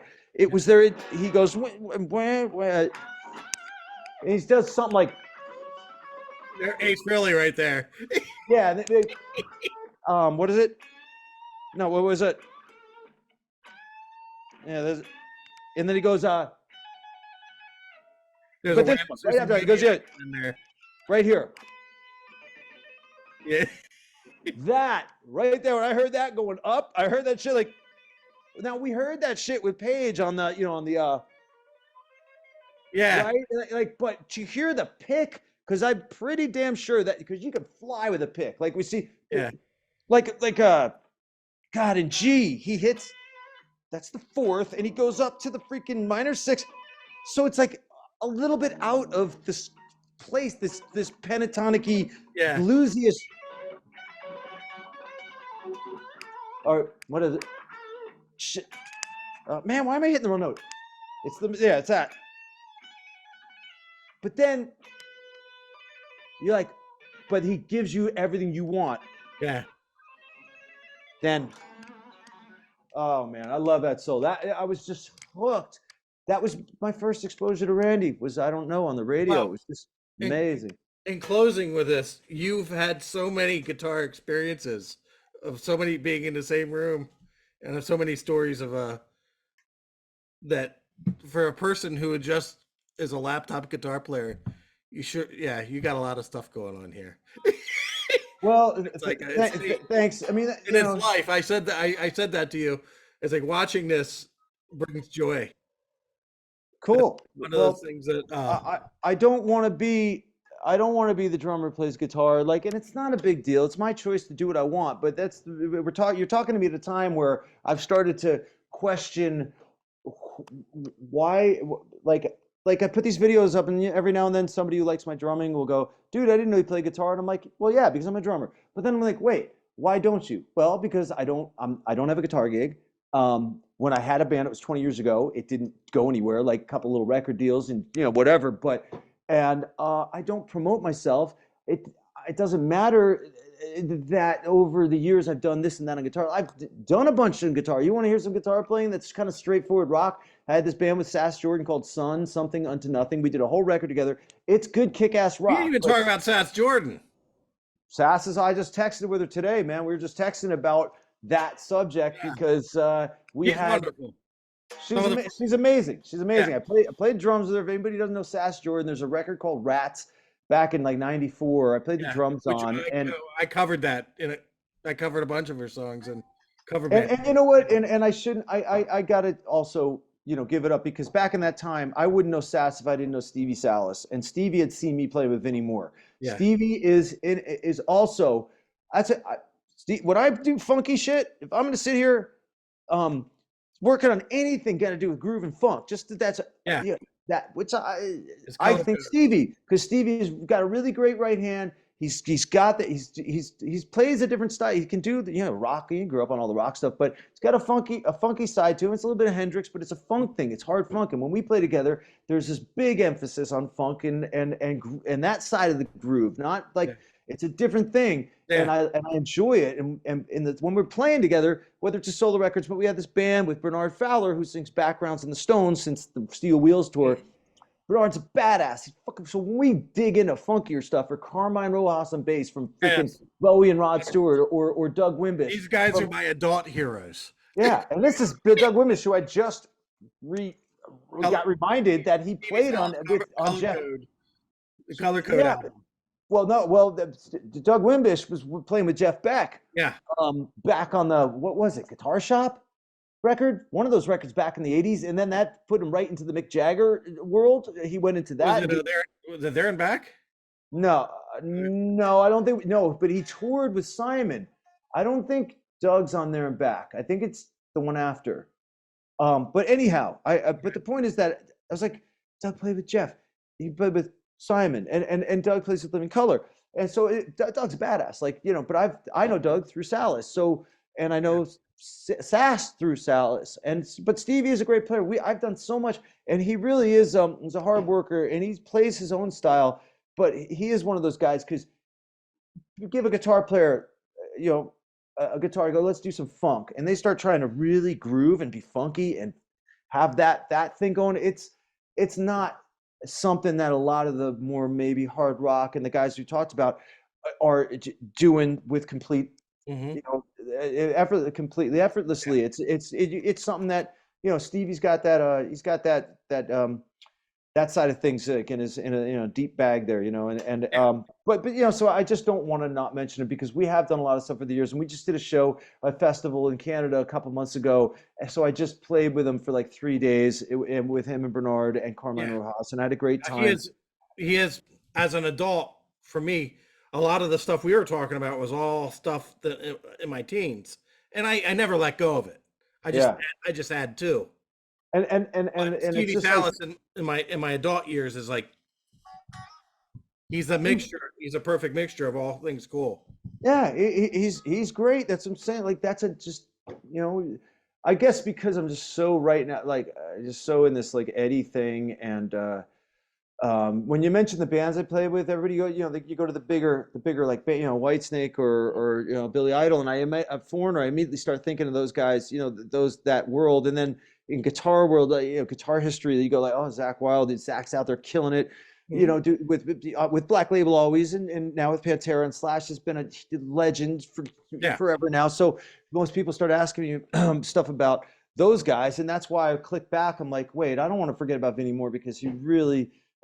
I'm still friends with all these guys, I'm friends with them all. I still play with a chunk of them. Yeah. To this day, I still work with Lynch here and there on some cover records we did, and I played on some the Schenker stuff the past couple records. How was the Lynch Mob stuff? Was that a good experience? Oh yeah. I mean, I was a kid trying to learn Georgia solos in high school. That was Jake, Warren, George, that whole period. The Akira Takasaki, it's like, come on, I just heard. Hey. I just heard him. What is it? I'm gonna wait. Is it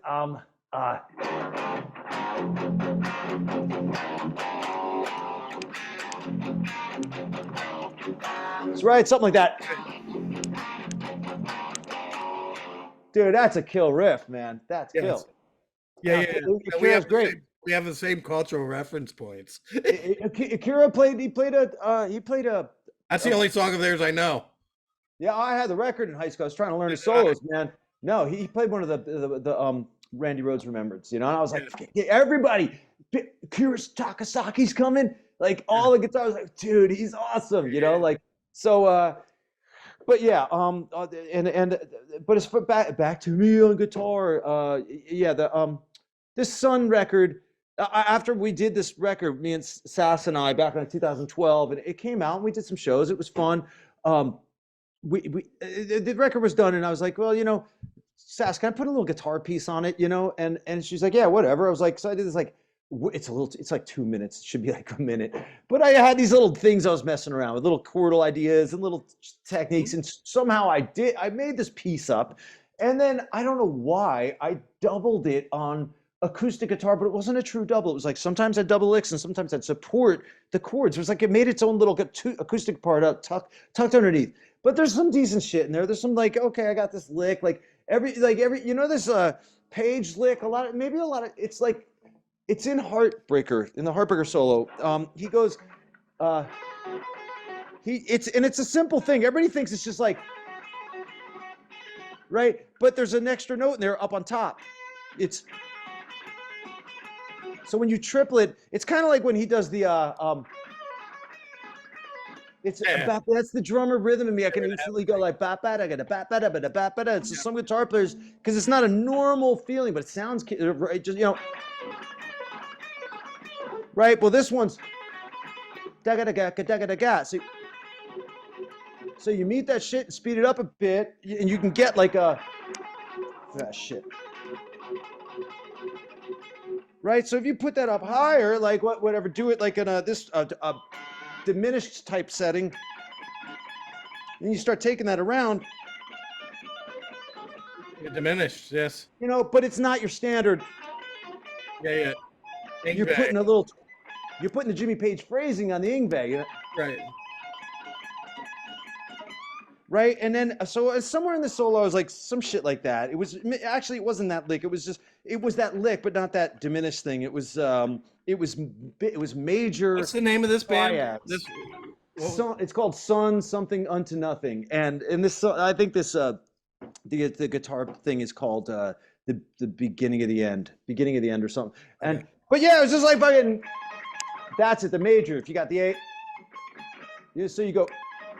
So I just took the Page minor thing, then he goes into the, what is it? All that shit. But this, I just took that and stretched it out. So it's major, then you just take it down in shapes, and then, but you're always doing da-ga-da-ga-ga-da-ga-da-ga, and but I was not just doing that, I was taking it in A to B flat, Phrygian-ish, harmonic minor-ish, whatever, or Spanish harmonic thing, but Spanish Phrygian, whatever, that. Yeah, Spanish Phrygian. So you got the B flat, the raised, the major third with the flat 9. But I was doing, so I had that like that Spanish sound, like that kind of vibe. So you take like a lick and go, then you go up a half step. So it has that sound. But now you got the Page lick spaced out because that's an interesting pattern. I don't even know if I can do it now. And then you bring that down in shapes, and you go down to where's the next one? Like that's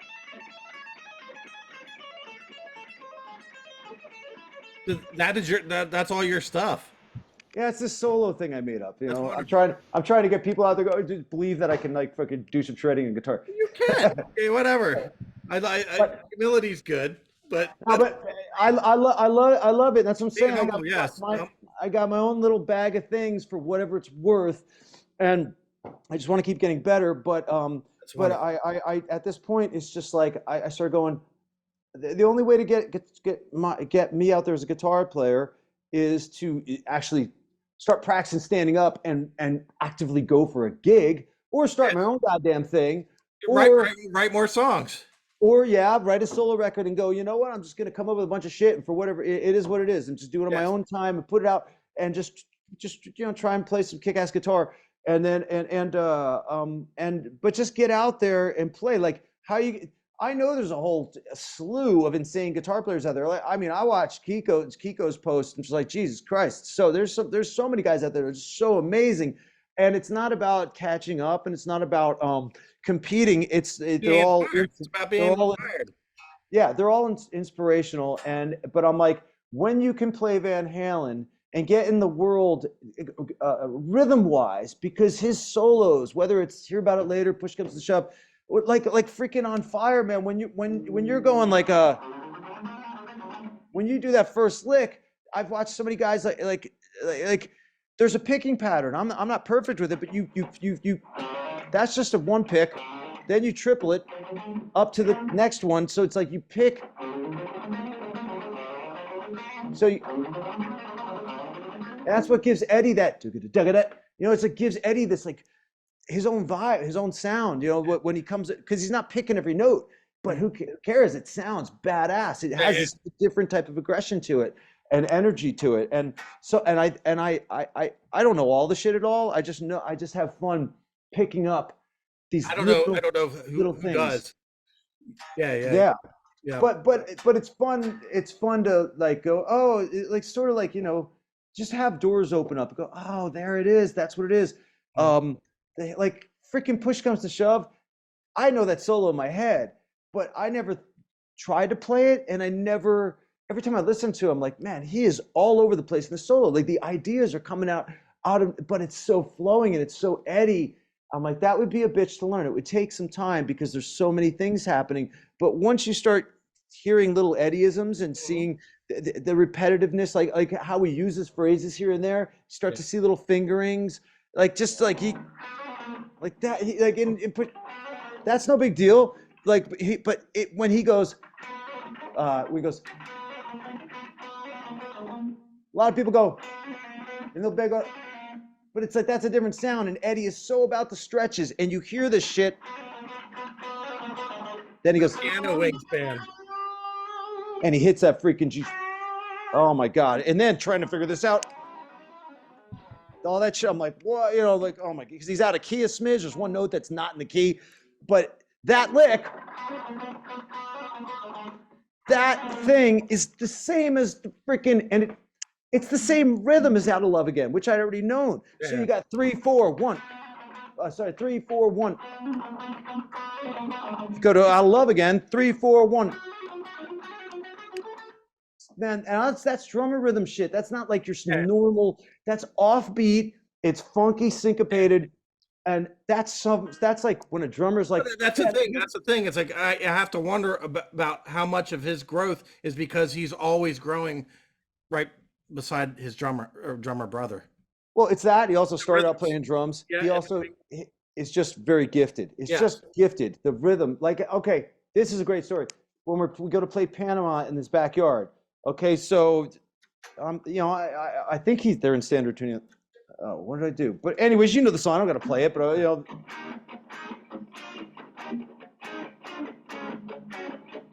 sounds like it starts on a 1, right? And we all know it doesn't, but it sounds like it starts on an end of 1, on the end of 4, like 1, 2, 3, 4, and or everybody hears this 1, 2, 3, 4, bent to bent.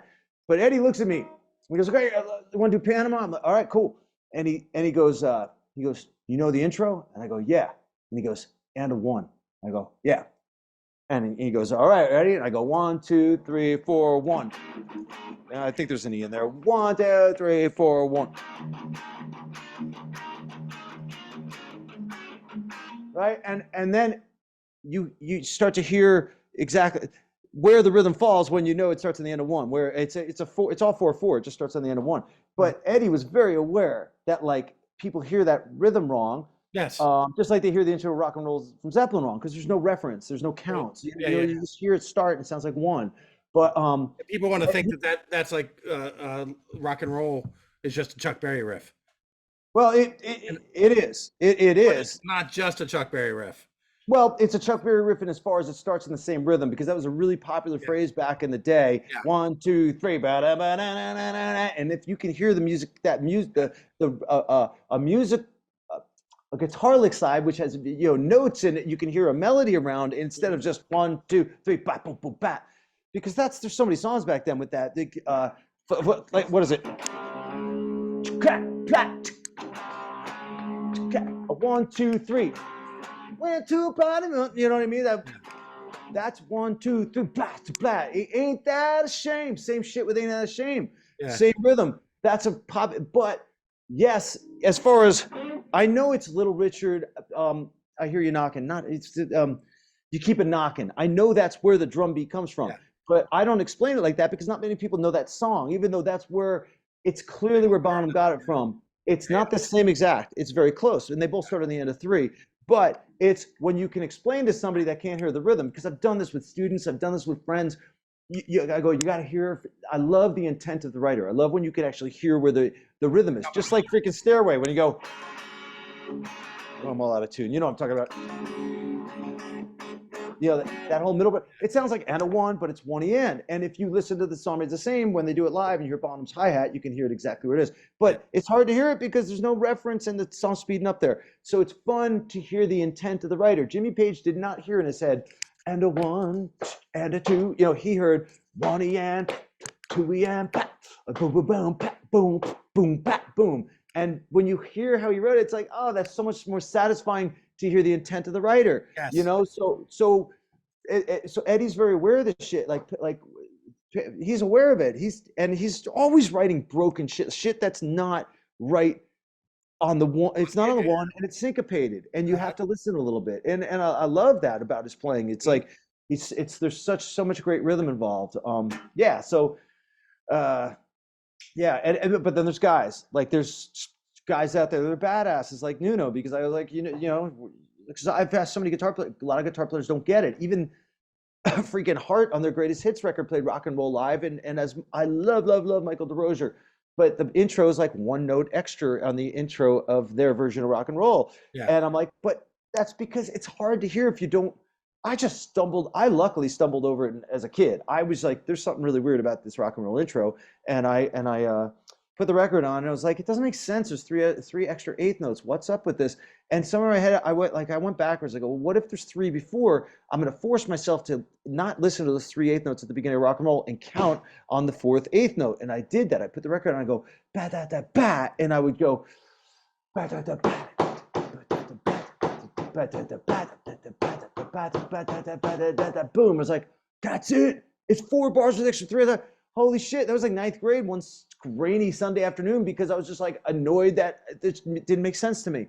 Then I go to Nuno. I'm like, rock, the intro of rock and roll, and he's like, and a 3. Like, he gets it. Like, he's a badass, Yeah. He's another rhythm guy. What's that? Nuno's another rhythm guy. Killer. Killer. He can play anything. He's a drummer. He's a drummer. But that's what I remember. I know we can end it on this, just a little guitar geek thing. Back when I was telling you I had the PA and I played the guitar in with the compression pedal and the overdrive and get it nasty and distorted. It sounded terrible, but I was like, we got distortion. Yeah. And but I had a delay pedal, one of the guitar players, and I was like, oh my God. When I first got a wang bar, when somebody left the whammy over and I got to hit a harmonic and dive it, I was like, I just was obsessed. I was like, oh my God, I love this sound. This is amazing. I'd mess with that shit all the time. Like, just being able to dive all the way down to no man's land. And I loved it. And those Kramer guitars, those Kramers with the Floyd Rose. Oh yeah. But when one of my buddies left his guitar before I had my own, it was like, I just remember like the wang bar was, maybe I could, anyways. Also, somebody left a delay pedal over it, and I was like, "This is so freaking cool." And I heard some, Live Killers, Brian May. Maybe it was even before I heard Live Killers with Brian May messing with the delay. But somehow, being a drummer, Cathedral was out.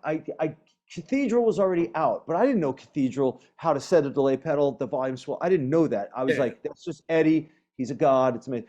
But I started messing around with the delay pedal, and I'm like, I would get things I'd be doing something trying to create rhythms, but then I'd get the speed wrong. Like, I'd be playing off rhythm and I'd hear the bounce back, and then I'd hear some triplets like, and somehow I stumbled across, as a drummer, it made sense though. A dotted eighth on you set it as a dotted eighth compared to your quarter note, and that becomes Cathedral. It's what Yngwie does, and that's what Nuno does in the Flight of the Wounded Bumblebee thing, which is so cool sounding because he just took it.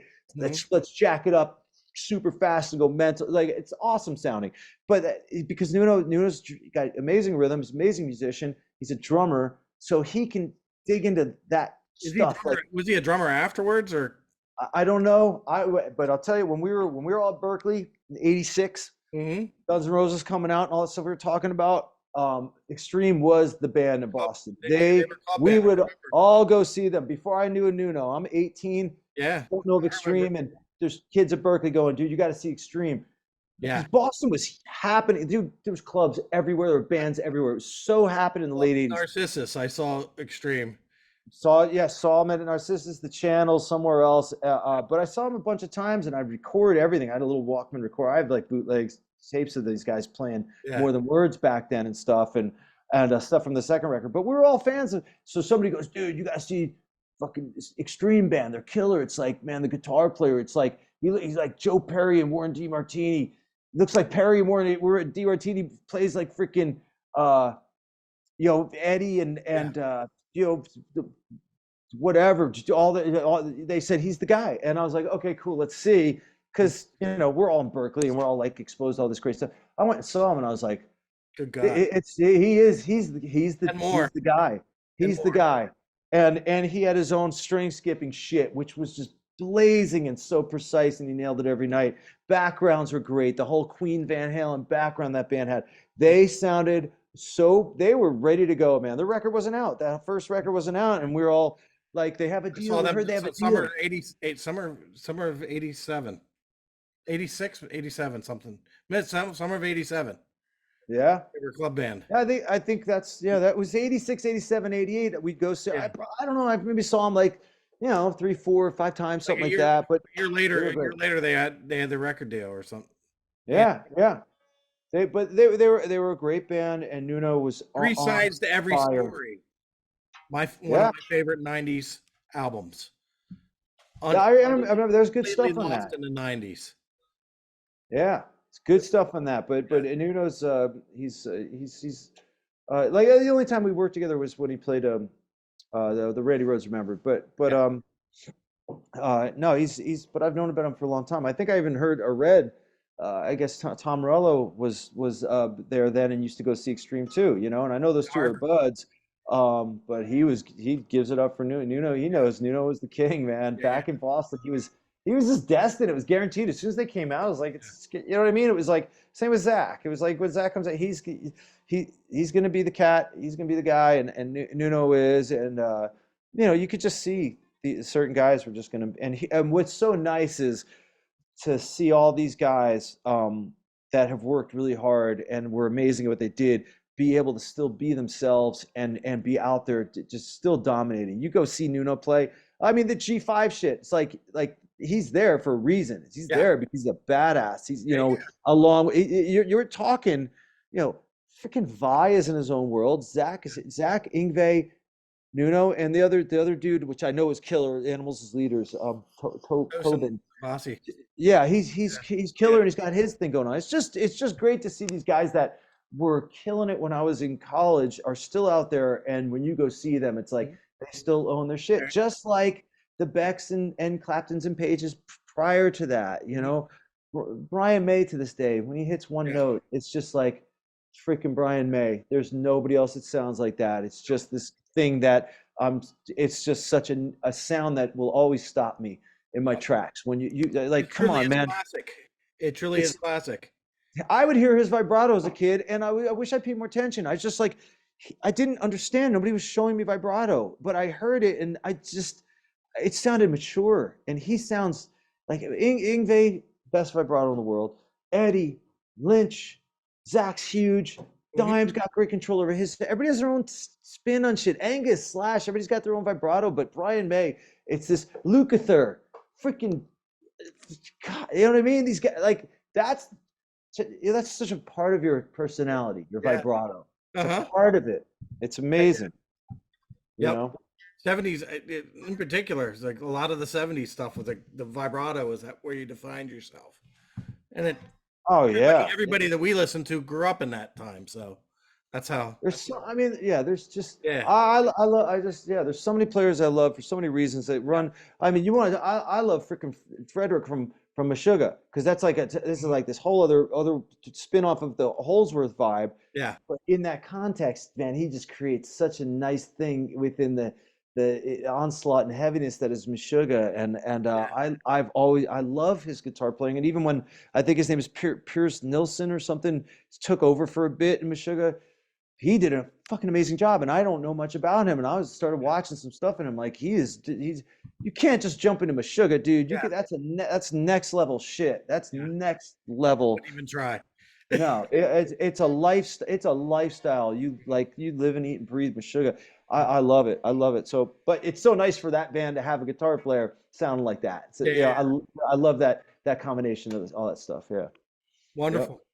Thank you, Brian. Thank Cool, you. man. Thanks There's for having me. so much insight in the experiences and guitar nerd good energy that you have. I'm grateful for this time. Yeah, I'll say all the same shit. Talk to me a year or 2 years from now. I'll be like, dude, still working on my vibrato. I All tried right, to learn a so Van Halen write that solo. album. Write that album and let me interview you again.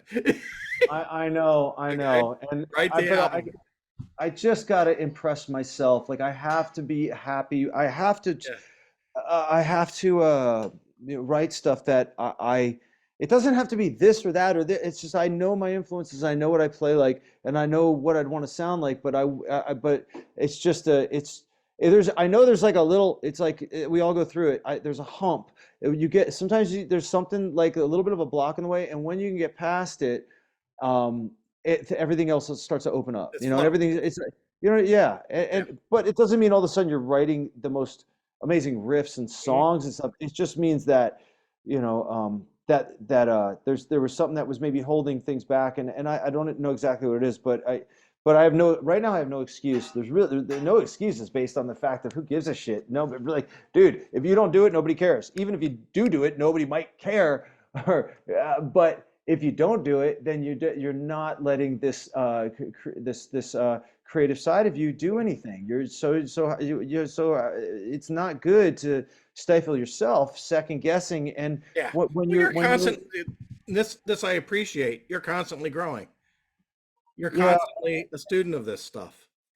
And I've done it, before. Like I've written and finished songs and done a band and gotten a couple deals, Yeah. and I've written a bunch of music for hire for this company that gets them in movies and TV shows, and so I've done things when the pressure's on. I've done things out of love. I've done things out of just a strong desire to prove myself to myself, and because I want to be your own person and looked at it for what you are. Not like I've never complained about, dude, you're the drummer in this band or that band that I had nothing to do with the formation of or Yeah. writing the songs of, but I'm carrying the You're torch their and I'm choice of. waving their flag, and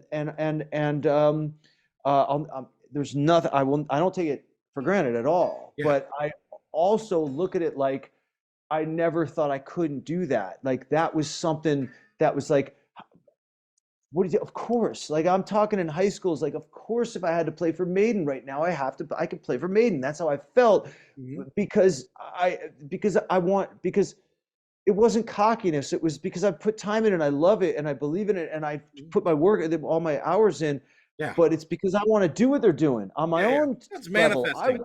I want my riffs that are like when I put on fucking Number of the Beast, I get my ass kicked. I went in a wow. Like I Yeah. want that shit. Like that's where I should be. So Yeah. it's always been but it's not the easiest thing to start a band with the right amount, with the right blend of people, and have the next Pantera, the next Yeah. Rush, or the next Maiden, or Van Halen, Yeah. or whatever. That's not you know what I mean? Put a Yeah. band together might be cool, but Yeah. doesn't mean you're gonna have that singer that writes those lyrics and sounds like that in front of a band Not like always that. going to be the lottery. No, Yeah. and there's a lot of factors that go into it. So that's why I look back and it's like I'm all cool with my experiences and stuff, but there's so much more I want to do. So you just I keep going appreciate for it. it. Just Yes. just don't make excuses about your freaking you know. It sucks making excuses. Like as a drummer, that's what I like about being a drummer. Like I don't practice enough, but I That don't make I say. excuses. I get on stage and I have to throw down and give 100%, and that's what anybody who knows who I am or whatever knows I do. And but it's always the guitar has always been like oh, he plays guitar, that's cute. And it's like, so I have this ability to get around, like, like, it's easier to make excuses. I don't want to make excuses. Yeah, You know yeah. what I mean? Fuck that shit. Just just manifest it, whatever that means. Because it's like our heroes aren't the people they wanted to be either. That's another thing to keep in mind. Well, who knows? Our heroes, I think like I think people like Yngwie Randy wanted to be Rhoads. exactly who he is. Huh? I think Yngwie wanted to be He's probably exactly who he is. he I think probably Eddie wrote those fucking riffs. I smiled the whole damn time. Heavy pop keyboards, number one. Like but he had to fight for jump. He I had to fight for jump, but that was it. he wanted to go in a direction. He wanted to grow. He wanted to grow. I am not satisfied with playing another album of covers. Okay? Well, but there's a reason for that album of covers. I understand. But Eddie, that was record company pressure, and that wasn't because he yeah, didn't have the no, stuff. no. That was like Eddie didn't want to do it, and it was his least favorite album. But I'm saying it's like he wanted to go. He kept growing. somebody out there, send me the right way to play Hang 'Em High. Okay. I want to know the right way to pick that shit. Are we on the A string on the B note, or are we on the E string on the B note? Okay. Because obviously when it goes home better, then you go to the open A, it's two A's. What's happening with the B? Where's it played? And damn, can you all do that? Can you alternate pick that? Because Eddie does it. He's string skipping, right? He's string skipping, whether he's skipping over the A or the D. Yeah, that's technique right there, man. That's like, you don't even think about that side of things, and Also sounds like a drum cadence when you sing it that way.